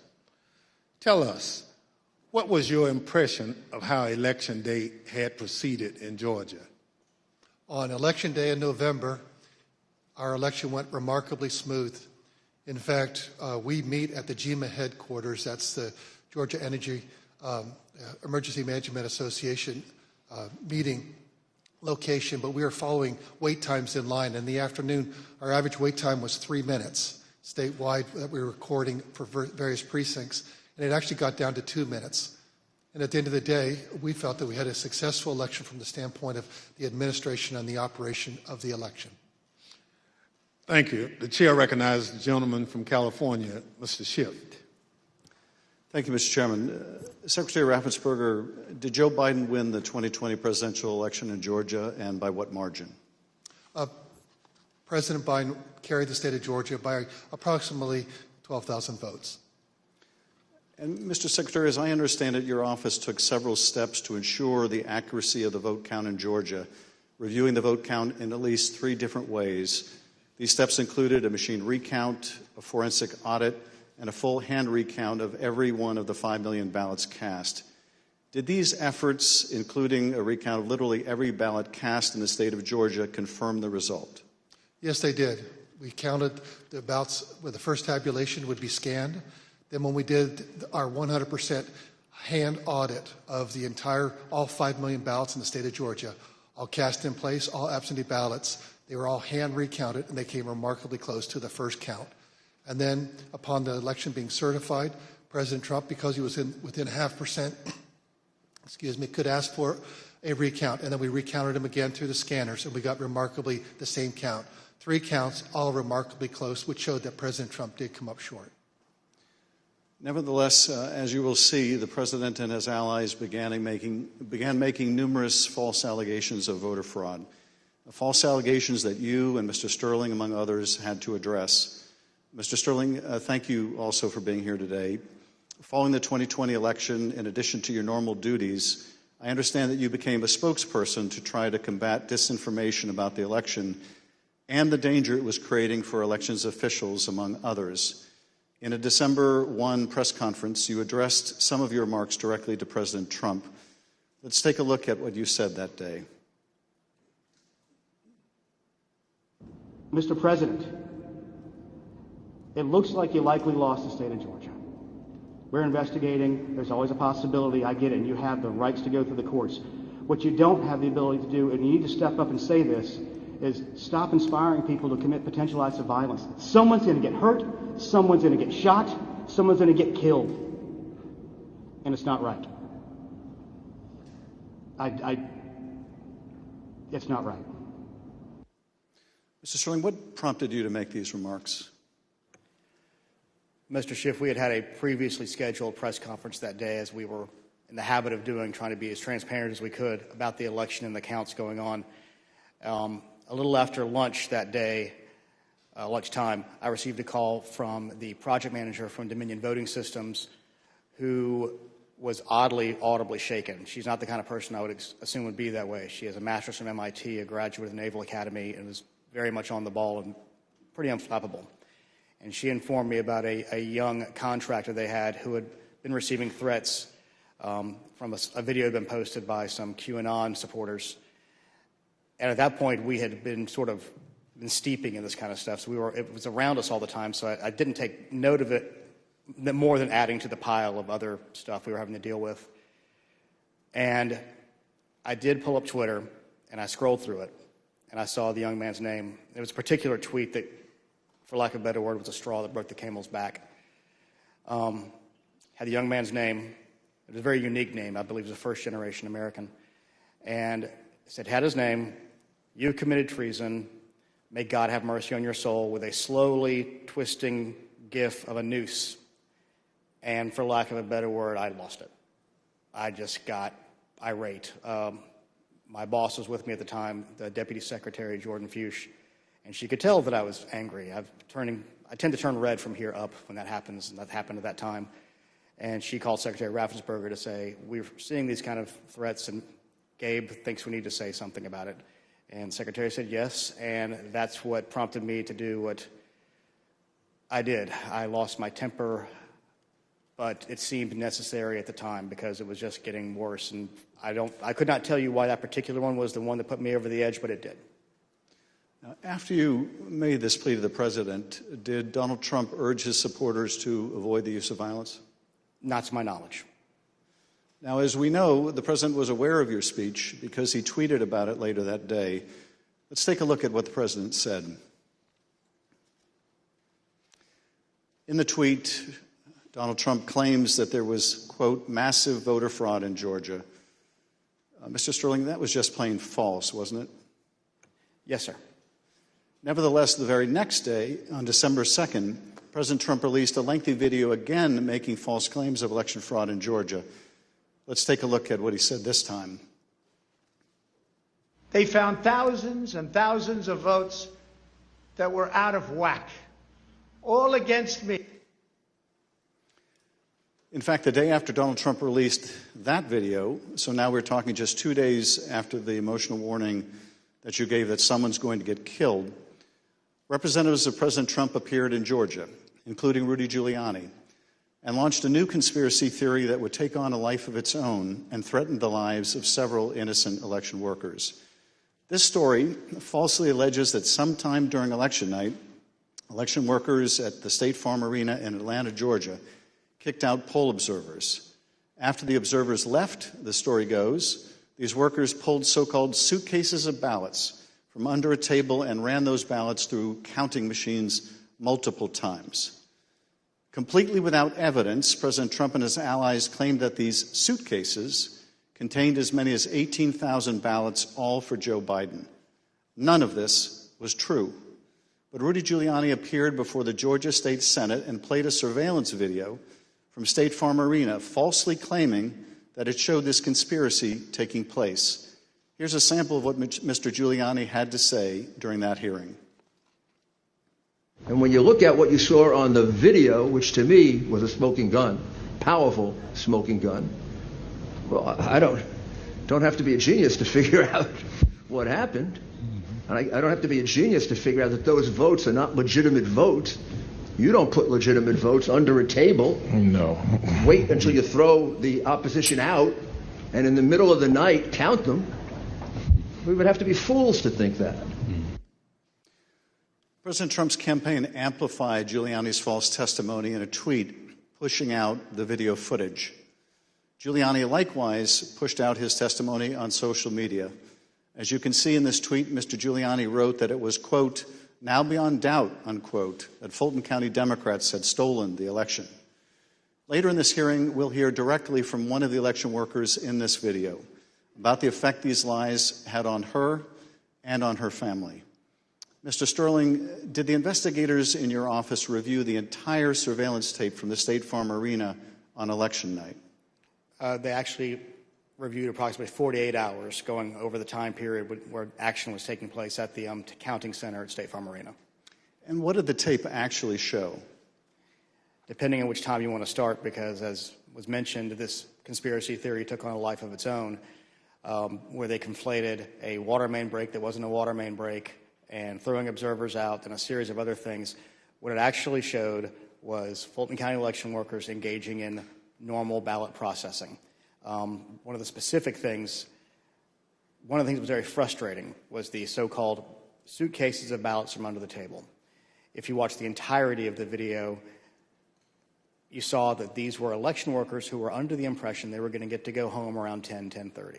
People are putting on their coats. They're putting ballots that are prepared to be scanned into ballot carriers that are then sealed with tamper-proof seals so that they're not messed with. It's an interesting thing because you watch there's 4 screens of the video, and as you're watching it, you can see the election monitors in the corner with the press as they're taking these ballot carriers and putting them under the table. You see it there. One of the other hidden ones, if you looked at the actual tape, was on the outside of the table, just from the camera angle. You couldn't see it originally. And this goes under the no good deed goes unpunished. We were told, we were at GEMA, as the secretary pointed out, and we were told that it looked like they were shutting down the Fulton County counting. The secretary expressed some displeasure at that because we wanted to everybody keep counting so we could get to the results and know what was happening. So our elections director called their elections director, who was at another location because this was election day. There was 2 different places where ballot things were being done by the Fulton County office. So he called the elections director of Fulton, then called Ralph Jones, who was at the State Farm Arena, and said, "What the heck are you doing? Go ahead and stay." And as you watch the video itself, you see him take the phone call as people are putting things away and getting ready to leave. And you can tell for about 15, 20 seconds, he does not want to tell these people they have to stay. He walks over, he thinks about it for a second, you see him come back to the corner of a desk and kind of slumps his shoulders and says, "Okay, y'all, we got to keep on counting." And then you see him take their coats off, get the ballots out. And then a secondary thing that you'll see on there is you'll have people who are counting ballots who a batch will go through, they will take them off and run that through again. What happens there is a standard operating procedure. If there is a misscan, if there's a misalignment, if it doesn't read right, these are high-speed, high-capacity scanners. So 3 or 4 will go through after a misscan. You have to delete that batch and put it back through again. And by going through the hand tally, as the secretary pointed out, we showed that if there had been multiple ballots scanned without a corresponding physical ballot, your counts would have been a lot higher than the ballots themselves. And by doing the hand tally, we saw 2 specific numbers that were met. The hand tally got us to a 0.1053% off of the total votes cast and 0.0099% on the margin, which is essentially dead-on accurate. Most academic studies say on a hand tally you'll have between 1% and 2%, but because we use ballot marking devices where it's very clear what the voter intended, it made it a lot easier for us to conduct that hand count and show that none of that was true. Now, I understand that when you reviewed these tapes and did the analysis, it disproved this conspiracy theory. But you still had to take a lot of steps to try to make sure the public knew the truth about these allegations. And you did frequent briefings for the press. Let's take a look at one of those press briefings, Mr. Sterling, that you held on December 7th to make the point that you just did today. Move on to what I'm going to call Disinformation Monday. Out of the gate, many of y'all saw the videotape from State Farm Arena. I spent hours with our post-certified investigators, Justin Gray from WSB, spent hours with us going over this video to explain to people that what you saw, the secret suitcases with magic ballots, were actually ballots that had been packed into those absentee ballot carriers by the workers in plain view of the monitors and the press. And what's really frustrating is the president's attorneys had this same videotape. They saw the exact same things the rest of us could see, and they chose to mislead state senators and the public about what was on that video. I'm quite sure that they will not characterize the video if they try to enter into evidence, because that is the kind of thing that could lead to sanctions, because it's obviously untrue. They knew it was untrue, and they continue to do things like this.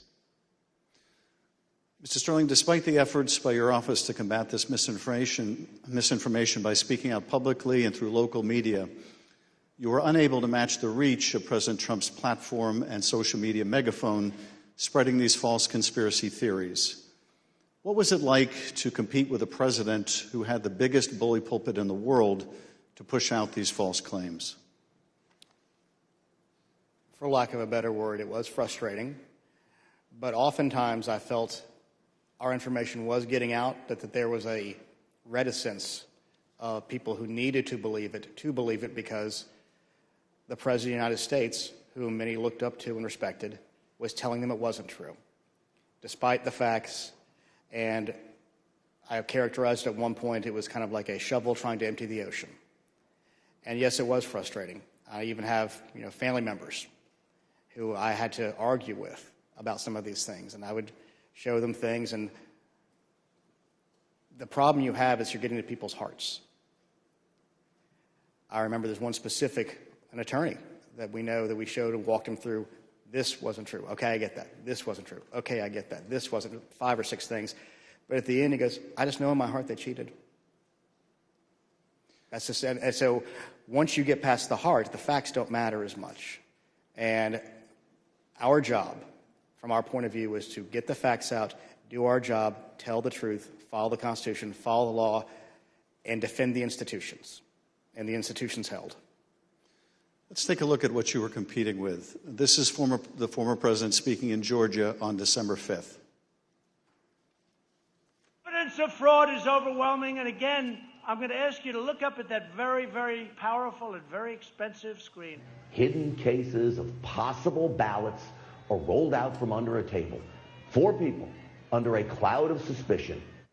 So, If you just take the crime of what those Democrat workers were doing, and by the way, there was no water main break. They said there was no water main break. That's 10 times more than I need to win this state. 10 times more. It's 10 times, maybe more than that, but it's 10 times more because we lost by a very close number. In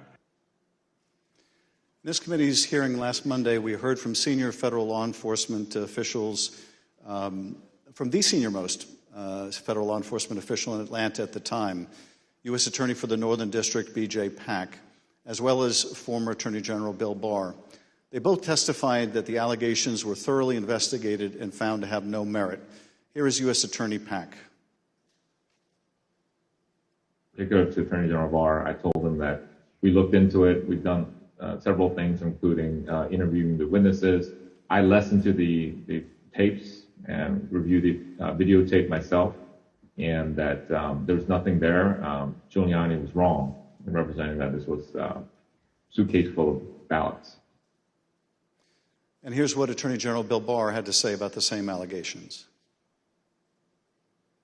Took a hard look at this ourselves, and based on our review of it, including the interviews of the key witnesses, the Fulton County allegations had no merit. We also have testimony from senior Department of Justice officials establishing that they specifically told President Trump that these allegations had been thoroughly investigated and were completely without merit. Here is Acting Deputy Attorney General Richard Donahue describing a phone conversation in which he specifically told President Trump that these allegations were false. The president kept fixating on this suitcase that supposedly had fraudulent ballots and that the suitcase was rolled out from under the table. And I said, no, sir, there is no suitcase. You can watch that video over and over. There is no suitcase. There is a wheeled bin where they carry the ballots.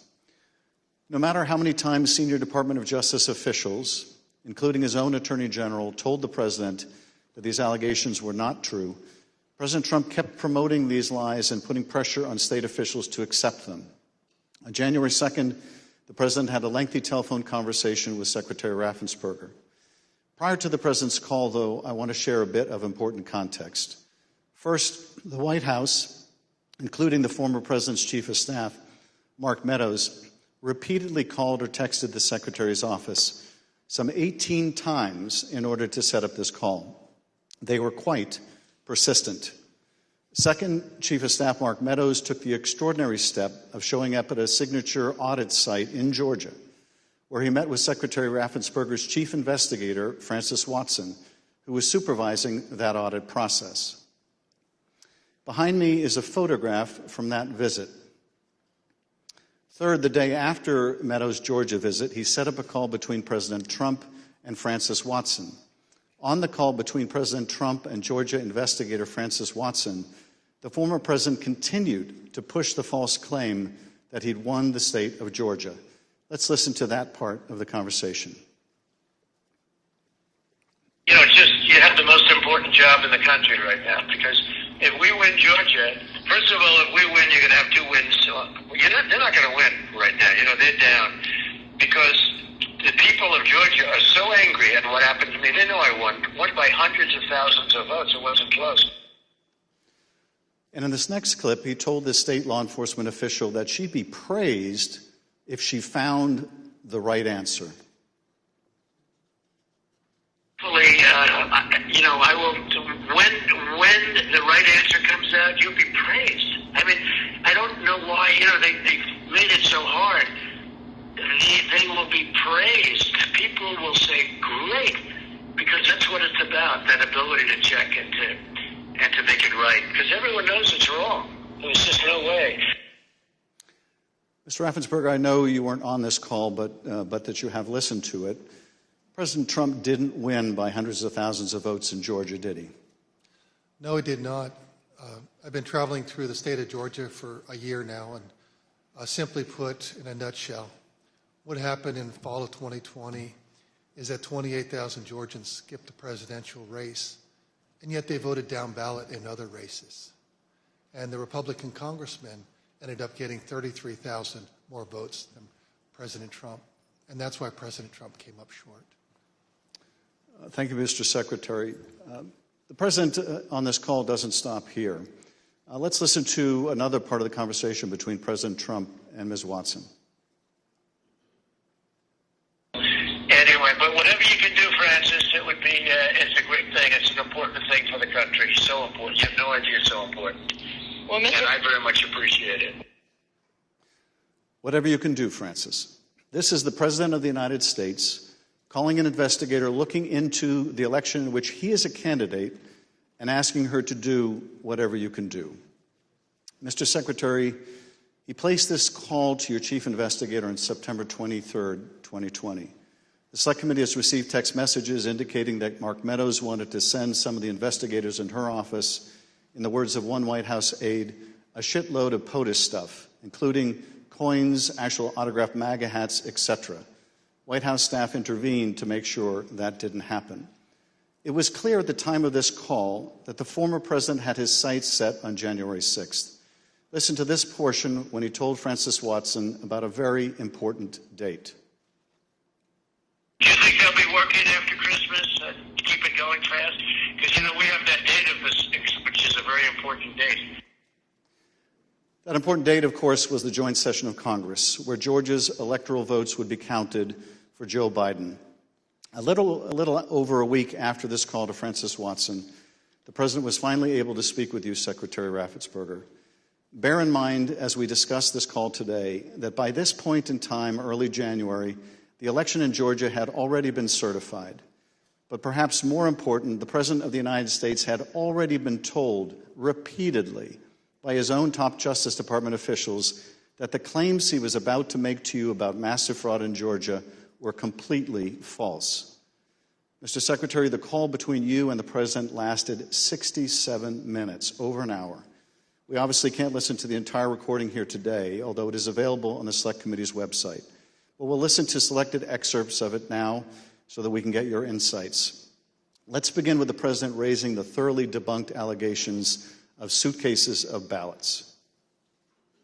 In an official voter box. They were in what looked to be suitcases or trunks, suitcases, but they weren't in voter boxes. The minimum number it could be, because we watched it and they watched it certified in slow motion, instant replay, if you can believe it, but had slow motion and it was magnified many times over. And the minimum it was 18,000 ballots, all for Biden. These are the allegations that the Department of Justice, the Attorney General, the Georgia Bureau of Investigation, and your office had all said were false. Is that right? Correct.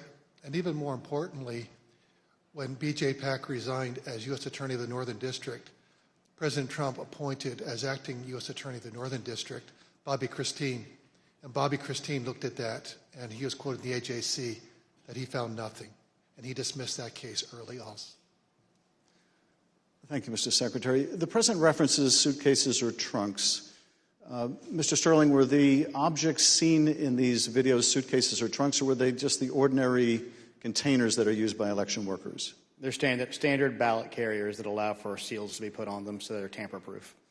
And finally, the President claims that there was a minimum of 18,000 ballots somehow smuggled in, all for Biden. I take it, gentlemen, that was also categorically false?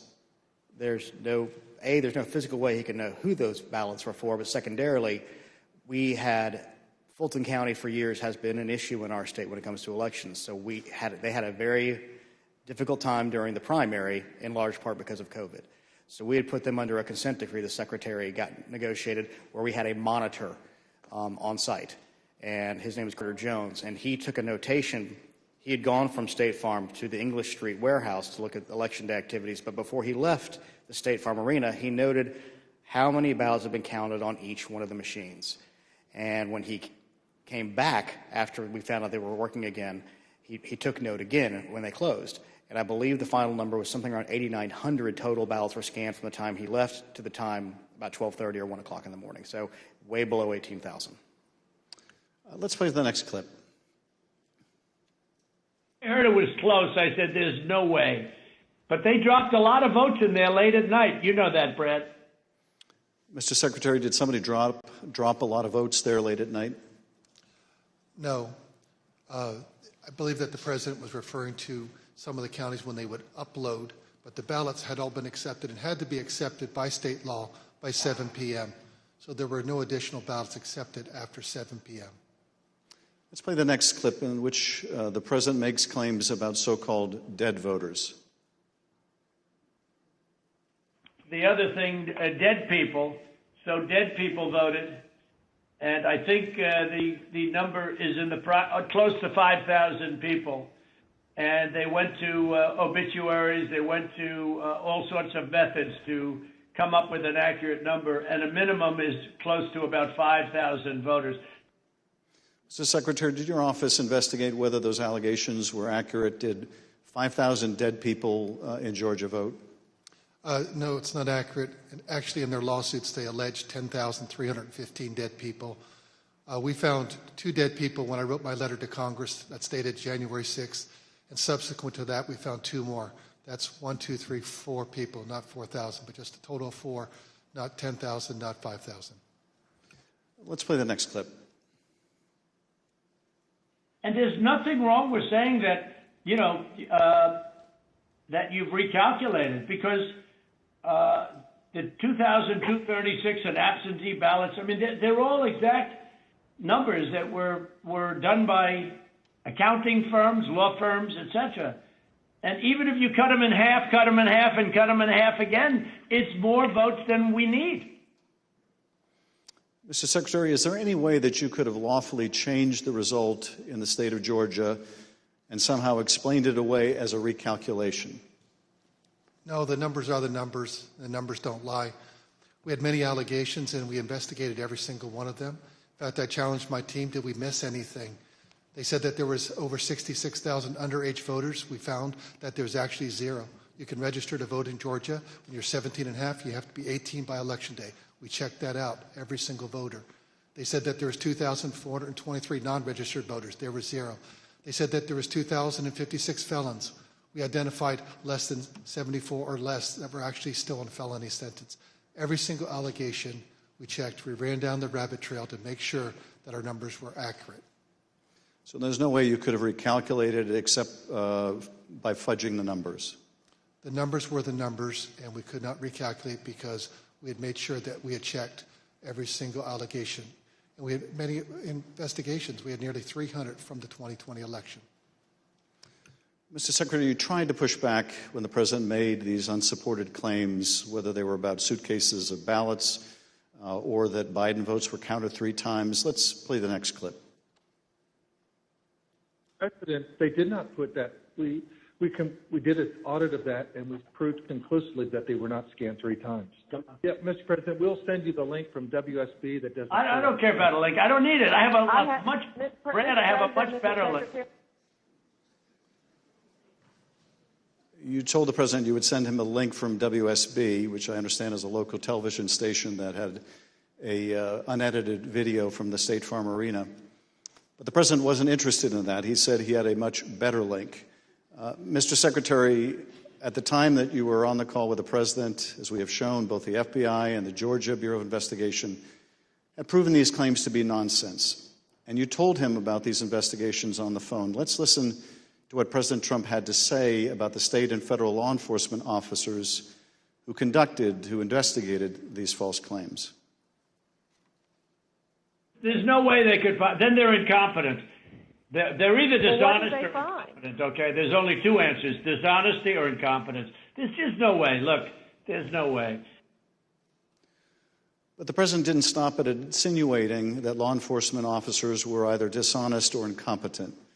He went on to suggest that you could be subject to criminal liability for your role in the matter. Before I play that portion of the conversation, I'd like to show you something that the president retweeted a couple weeks before your call with him. Here's the president retweeting a post from one of his allies, a lawyer who was later sanctioned by a judge in Michigan for making false claims of election fraud. Let's take a look at that tweet. The tweet read, quote, "President Trump, @real Donald Trump, is a genuinely good man. He does not really like to fire people. I bet he dislikes putting people in jail, especially, quote unquote, Republicans.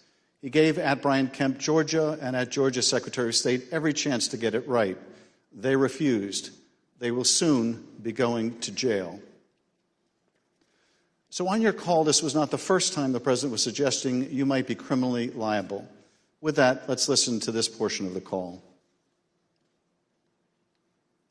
I think you're going to find that they are shredding ballots because they have to get rid of the ballots because the ballots are unsigned. The ballots are corrupt. And they're brand new and they don't have seals. And there's a whole thing with the ballots, but the ballots are corrupt. And you're going to find that they are, which is totally illegal. It's more illegal for you than it is for them because you know what they did and you're not reporting it. That's a criminal offense. And you can't let that happen. That's a big risk to you and to Ryan, your lawyer. That's a big risk. Secretary Raffensperger, after making a false claim about shredding of ballots, the president suggested that you may be committing a crime by not going along with his claims of election fraud. And after suggesting that you might have criminal exposure, President Trump makes his most explicit ask of the call. Let's play a part of that conversation.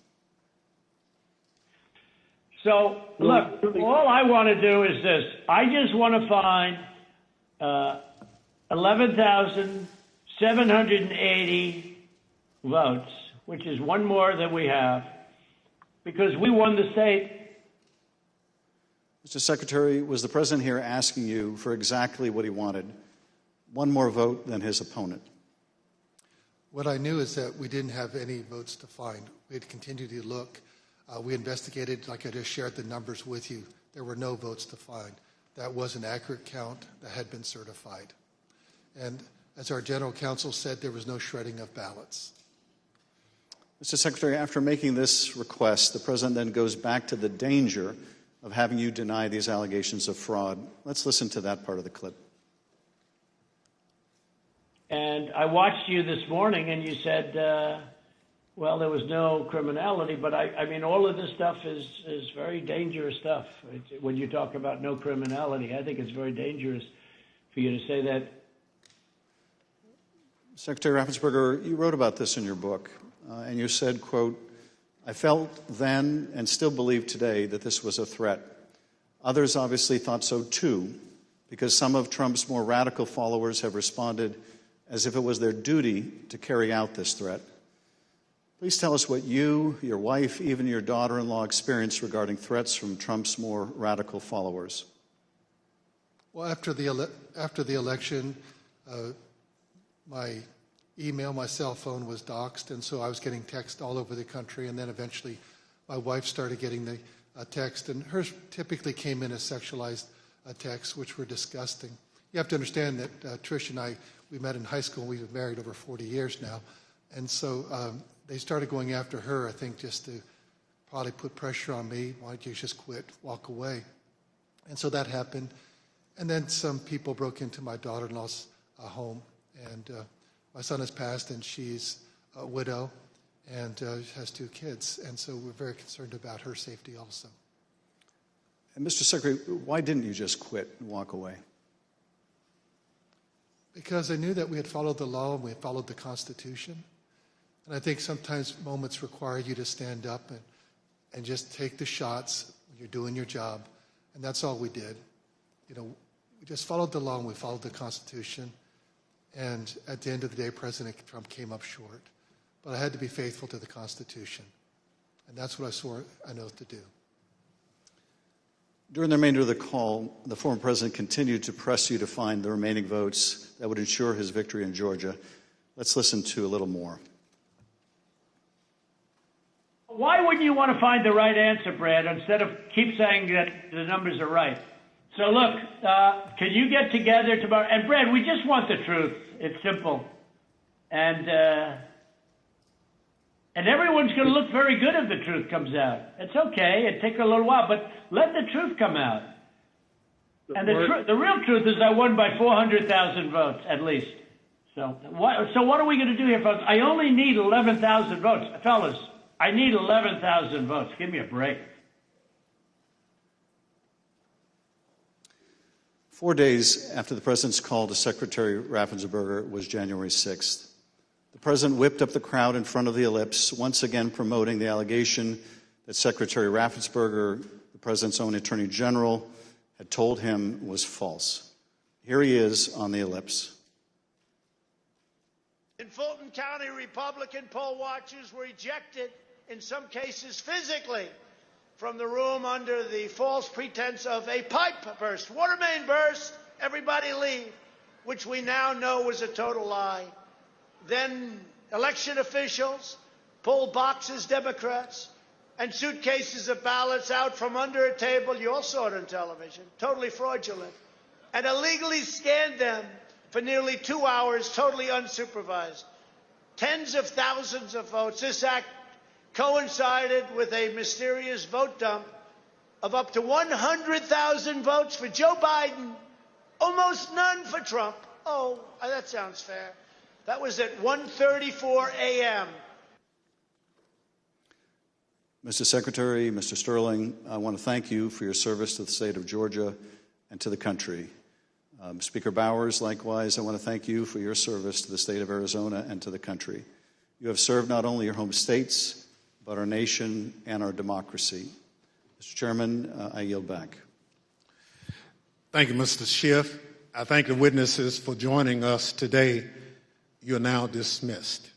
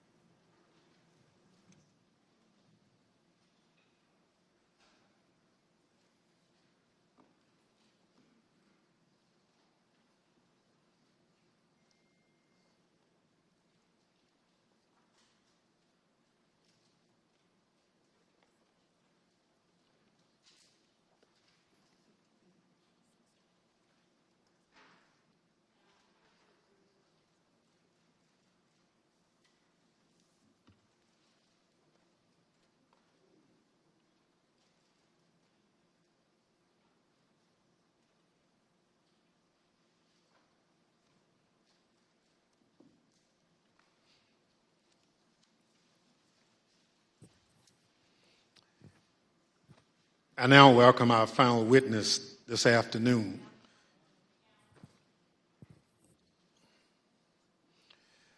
Andrea Shea Moss. Ms. Moss worked in the Department of Registration and Elections in Fulton County, Georgia, from 2017 until 2022. In that job, Ms. Moss handled voter applications and absentee ballot requests and also helped to process the vote count for several elections. In December 2020, Ms. Moss and her mother, Ms. Ruby Freeman, became the target of nasty lies spread by President Trump and his allies as they sought to overturn the election results in Georgia. Ms. Moss and her mother, Ms. Freeman, are two of the unsung heroes in this country, doing the hard work of keeping our democracy functioning for every American. Ms. Moss, welcome. Thank you for your service, and I thank you for being here today. I will now swear you in. Please stand.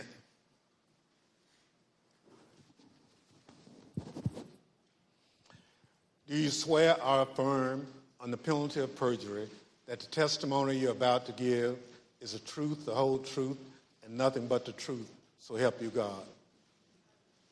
Thank you. Please be seated. Let the record reflect that the witness answered in the affirmative. Ms. Moss, thank you very much for being here today. I understand that you are here along with your mother today. Would you like to introduce your mama?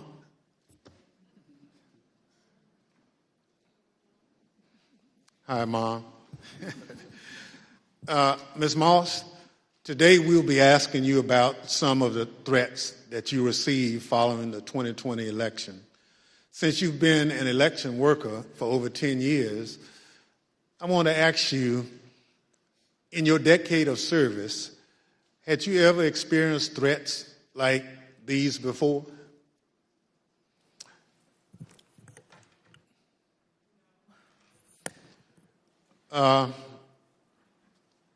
Don't be nervous.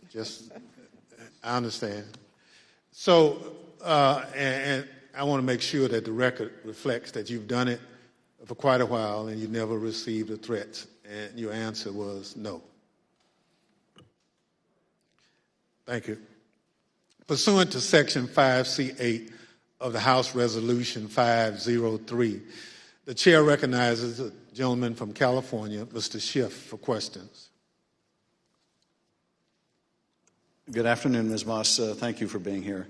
I understand that you were employed by the Fulton County Registration and Elections Department for more than 10 years, and I understand that you love that job. Please tell us what made you so fond of the work that you did.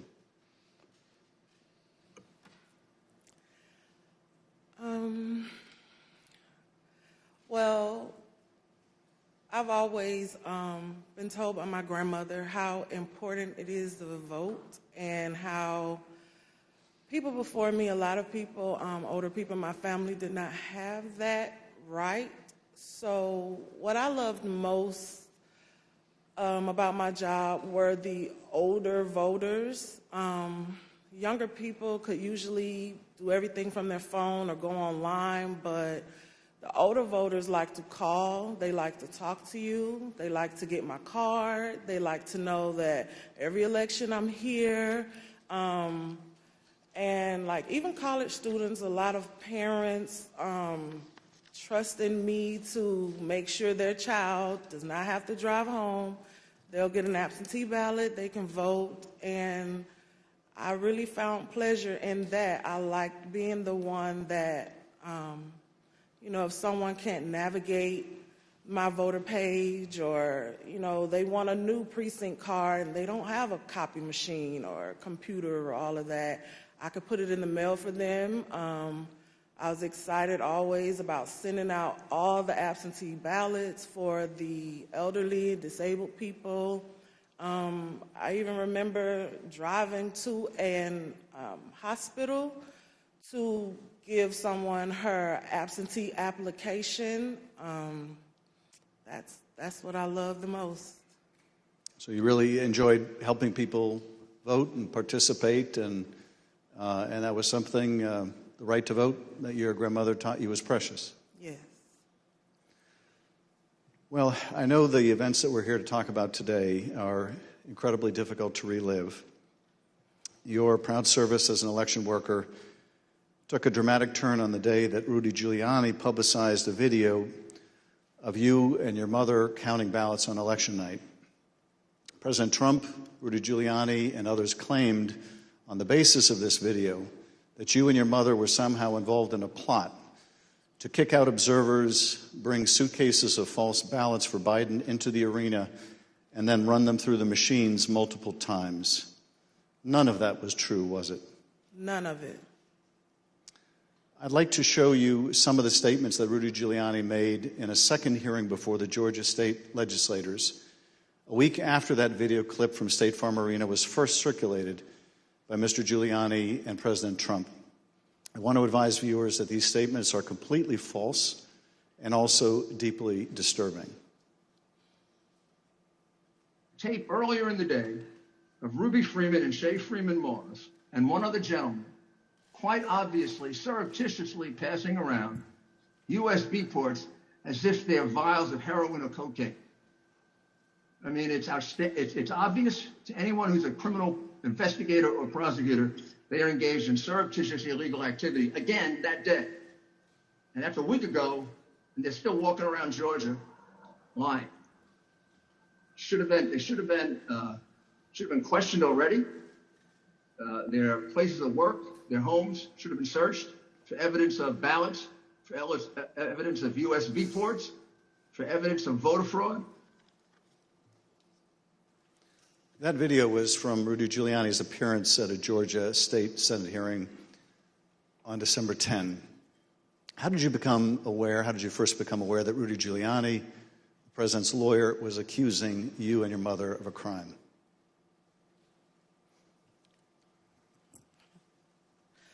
I was at work, like always, and the former chief, Mr. Jones, asked me to come to his office.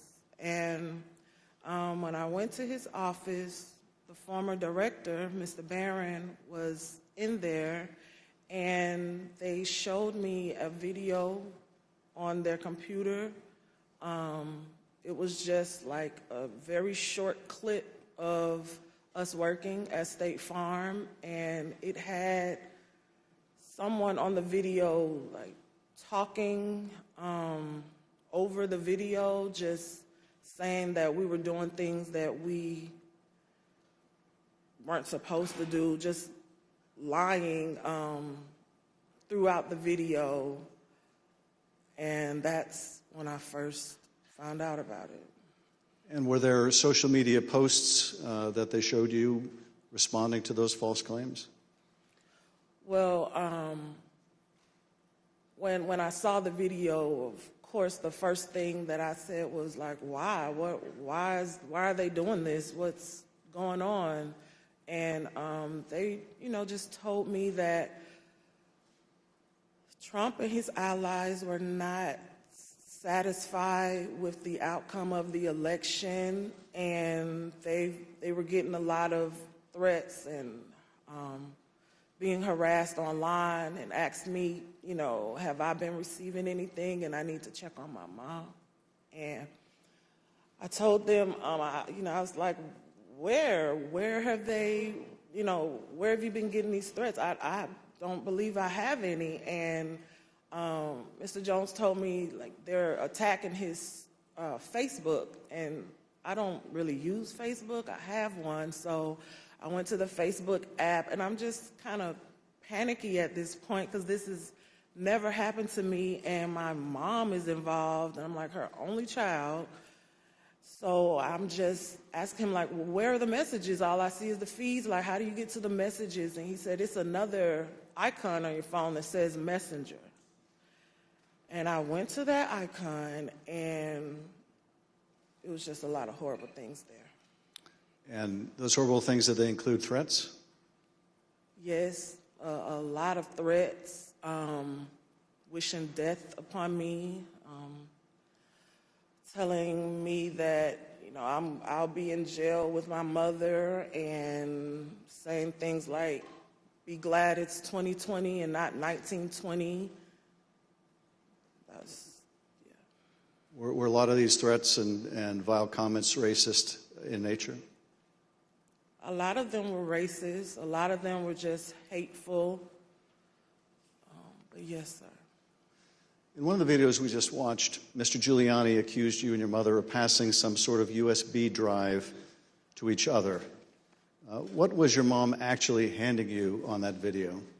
A ginger mint. It wasn't just Rudy Giuliani. We heard President Trump make these false allegations repeatedly during his call with Secretary Raffensperger. Let's listen to a portion of what he had to say about you and your mother. We had at least 18,000, that's on tape. We had them counted very painstakingly, 18,000 voters having to do with Ruby Freeman.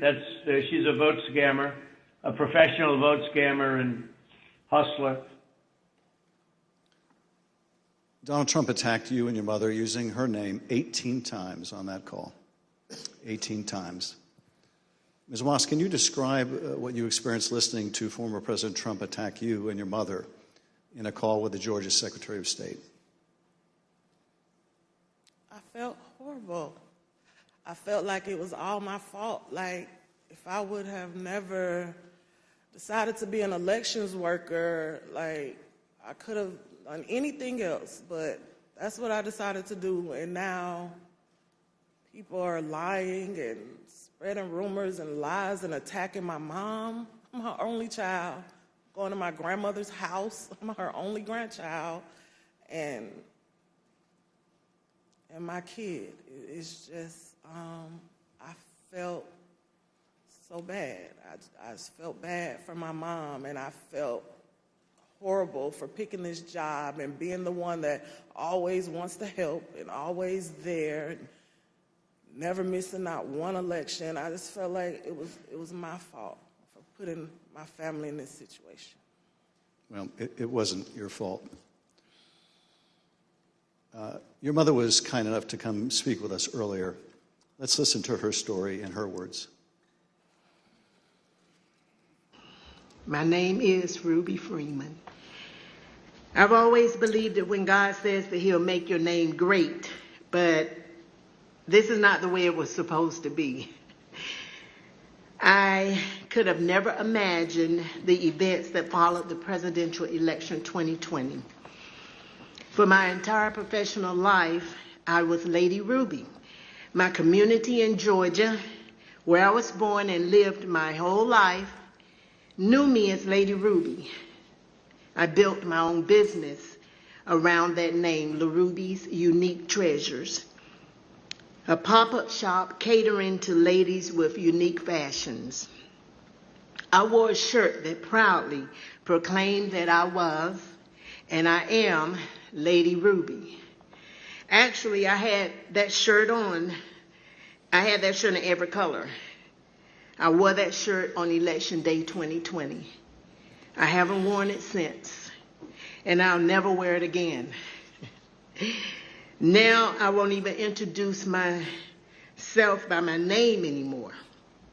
I get nervous when I bump into someone I know in the grocery store who says my name.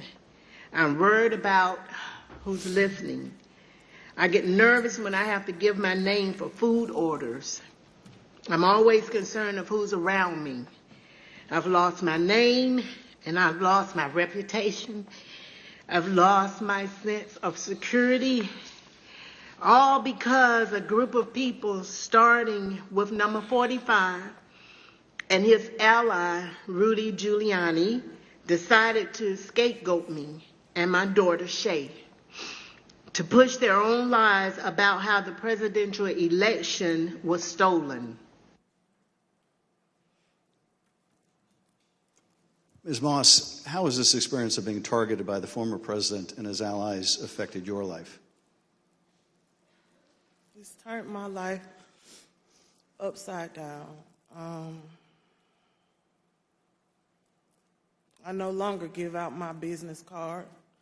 I don't transfer calls. I don't want anyone knowing my name. I don't want to go anywhere with my mom because she might yell my name out over the grocery aisle or something. I don't go to the grocery store at all. I haven't been anywhere at all. I've gained about 60 pounds. I just don't do nothing anymore. I don't want to go anywhere. I second guess everything that I do. It's affecting my life in a major way, in every way. All because of lies. For me doing my job, same thing I've been doing forever.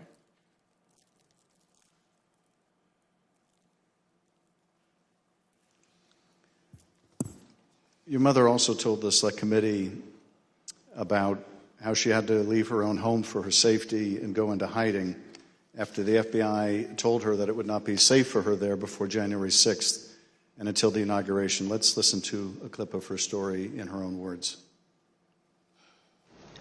Around the week of January 6th, the FBI informed me that I needed to leave my home for safety. And I left my home for safety around that time. Understood. How long did you stay out? Did you remain outside of your home for your own safety? I stayed away from my home for approximately 2 months. It was horrible. I felt homeless. I felt, I can't believe this person has caused this much damage to me and my family. To have to leave my home, that I've lived there for 21 years. And, I'm having to have my neighbors watch out for me, and I have to go and stay with somebody. It was hard. It was horrible. And your conversation with the FBI about needing to leave your home for your own safety or perhaps recommending it, do you remember, was there a specific threat that prompted that, or was it the accumulation of threats that you had received? What prompted it was getting ready to January 6th was about to come, and they did not want me to be at home because of all the threats and everything that I had gotten. They didn't want me to be there in fear of, the people were coming to my home, and I had a lot of that, so they didn't want me to be there just in case something happened. I asked, how long am I going to have to be at home? And they said, at least until the inauguration.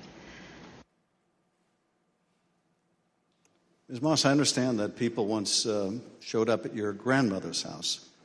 Tell us about that experience. I received a call from my grandmother. This woman is my everything. I've never even heard her or seen her cry ever in my life. And she called me screaming at the top of her lungs, like, Shay, oh my God, Shay, just freaking me out, saying that there were people at her home, and they, they knocked on the door, and of course she opened it and seeing who was there, who it was, and they just started pushing their way through, claiming that they were coming in to make a citizen's arrest. They needed to find me and my mom. They knew we were there. And she was just screaming and didn't know what to do. And I wasn't there, so, I just felt so helpless and so horrible for her. And she was just screaming. I told her to close the door. Don't open the door for anyone. And, she's a 70-something, I won't say, year-old woman, and she doesn't like having restrictions. She wants to answer the door. She likes to get her steps in, walking around the neighborhood, and I had to tell her, like, you can't do that. You have to be safe. and she would tell me that at night, people would just continuously send pizzas over and over to her home, and they was expecting her to pay for these large amounts of pizzas, and she went through a lot that she didn't have to. And once again, it made me just feel so horrible. In addition to the personal impact this experience has had on you and your family, one of the things that I find most disturbing is how these lies discourage longtime election workers from continuing to do this important work. Tell us, if you would, of the other election workers shown in that State Farm Arena video and their supervisors. How many are still election workers in Fulton County? There is no permanent election worker or supervisor in that video that's still there. And did you end up leaving your position as well? Yes, I left. Ms. Moss, I want to thank you for coming in to speak with us and to thank you for your service to our democracy. What we have just played is a truly horrible and appalling sample, but just a sample of the things that were said about you and your mother following the election. I want to say how very sorry I think we all are for what you've gone through, and tragically, you're not alone. Other election workers around the country have also been the subject of lies and threats. No election worker should be subject to such heinous treatment just for doing their job. With your permission, I would like to give your mother the last word. Yes. We're just going to play the tape. There is nowhere I feel safe. Nowhere. Do you know how it feels to have the President of the United States to target you? The President of the United States is supposed to represent every American, not to target one. But he targeted me, Lady Ruby, a small business owner, a mother, a proud American citizen who stand up to help Fulton County run an election in the middle of the pandemic. Thank you, Ms. Moss. Thank you, Ms. Freeman, or as America now knows her, Lady Ruby, for your service to Fulton County, Georgia, our country, and our democracy. Mr. Chairman, I yield back. Thank you, Mr. Schiff. Ms. Moss? Yes, sir. I want to thank you for sharing with us the very troubling story of what you and your mother experienced. The harassment of election workers like you simply for doing your duty as public servants poses a threat to our democratic process. Your testimony is an important contribution to the work of our committee and serves as a reminder to all of us that the safety of local election officials is vital to ensuring that our elections are always free and fair. I want to thank our witness for joining us today. The members of the Select Committee may have additional questions for today's witness, and we ask that you respond expeditiously in writing to those questions. Without objection, members will be permitted 10 business days to submit statements for the record, including opening remarks and additional questions for the witness. Without objection, the chair recognizes the gentleman from California, Mr. Schiff, for a closing statement. For more than 200 years, our democracy has been distinguished by the peaceful transfer of power. When an American raises their right hand and takes the presidential oath of office, they are transformed from an ordinary citizen into the most powerful person in the world, the president. This is an awesome power to acquire. It is even more awesome when it is handed on peacefully. When George Washington relinquished the office of the presidency, it set a precedent that served as a beacon for other nations struggling against tyranny. When Ronald Reagan described it as a kind of miracle in the eyes of the world, he was exactly right. Other countries use violence to seize and hold power, but not in the United States. not in America. When Donald Trump used the power of the presidency to try to stay in office after losing the election to Joe Biden, he broke that sacred and centuries-old covenant. Whether his actions were criminal will ultimately be for others to decide. But what he did was, without a doubt, unconstitutional. It was unpatriotic, and it was fundamentally un-American. And when he used the power of his presidency to put the enormous pressure on state, local, and local elections officials and his own vice president, it became downright dangerous. On January 6th, that pressure became deadly. Ruby Freeman said the president is supposed to protect every American, not target them. And she is right. If the most powerful person in the world can bring the full weight of the presidency down on an ordinary citizen who is merely doing her job with a lie as big and heavy as a mountain, who among us is safe? None of us is. None of us. In city councils and town councils, on school boards and election boards, from the Congress to the courts, dedicated public servants are leaving their posts because of death threats to them and to their families. This is not who we are. It must not become who we are. Our democracy held because courageous people like those you heard from today put their oath to the Constitution above their loyalty to one man or to one party. The system held, but barely, and the question remains, will it hold again? If we are able to communicate anything during these hearings, I hope it is this. We have been blessed beyond measure to live in the world's greatest democracy. That is a legacy to be proud of and to cherish, but it is not one to be taken for granted. That we have lived in a democracy for more than 200 years does not mean we shall do so tomorrow. We must reject violence.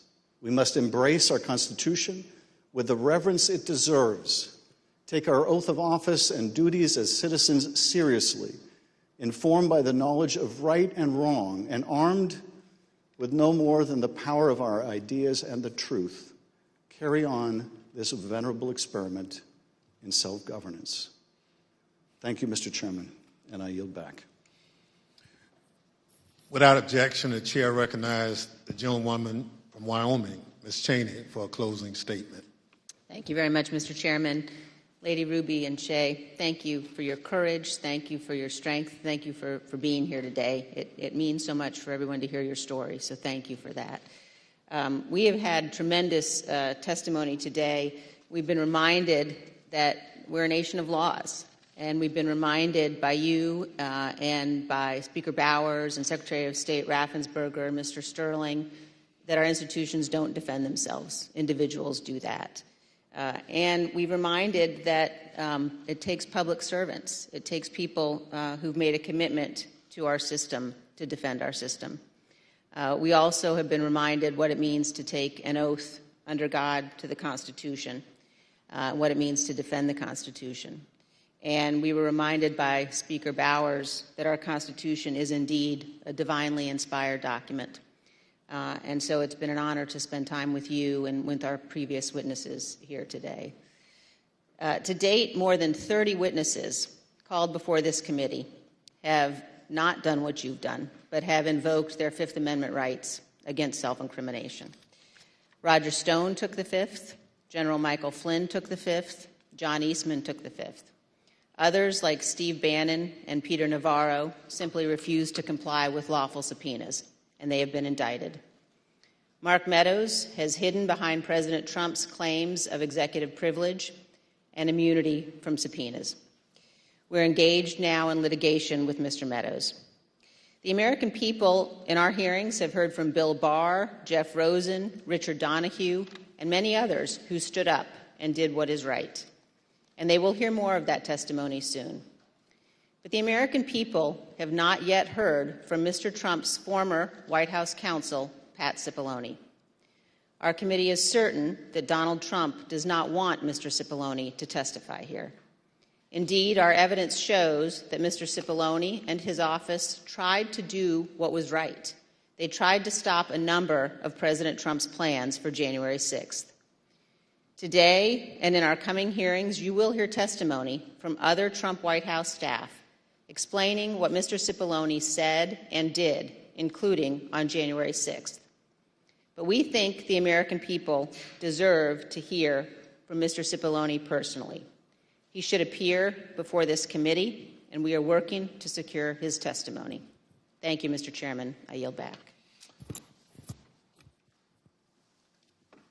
People answer the call to public service in such different ways. Some run for office. Some volunteer to make sure their neighbors can get to their voting locations. Some work at polling sites to help election day go smoothly. Some look into problems to guarantee our elections are secure and accurate, just to name a few. As I mentioned at the start of this hearing, when we talk about our democratic institutions, we're talking about these individuals and many others who do these jobs across the country. They represent the backbone of our democracy at its most important moments, when the citizens cast their votes and when those votes are counted. We've heard the stories of their courage. They've earned the thanks of a grateful nation. But for Donald Trump, these witnesses and others like them were another roadblock to his attempt to cling to power. On Thursday, we'll hear about another part of that scheme, his attempt to corrupt the country's top law enforcement body, the Justice Department, to support his attempt to overturn the election. Just as we heard today that Donald Trump was deeply involved in a scheme to pressure state officials to overturn the election results, we will hear on Thursday that Donald Trump was also the driving force behind the effort to corrupt the Justice Department. Listen to this clip from the former acting Attorney General, Richard Donahue. The president said, suppose I do this. Suppose I replace him, Jeff Rosen, with him, Jeff Clark. What do you do? And I said, sir, I would resign immediately. There is no way I'm serving 1 minute under this guy, Jeff Clark. You'll hear from Mr. Donahue in person on Thursday as my colleague, Mr. Kinzinger, presents details about this plan. The chair requests those in the hearing room remain seated until the Capitol Police have escorted members from the room. Without objection, the committee stands adjourned.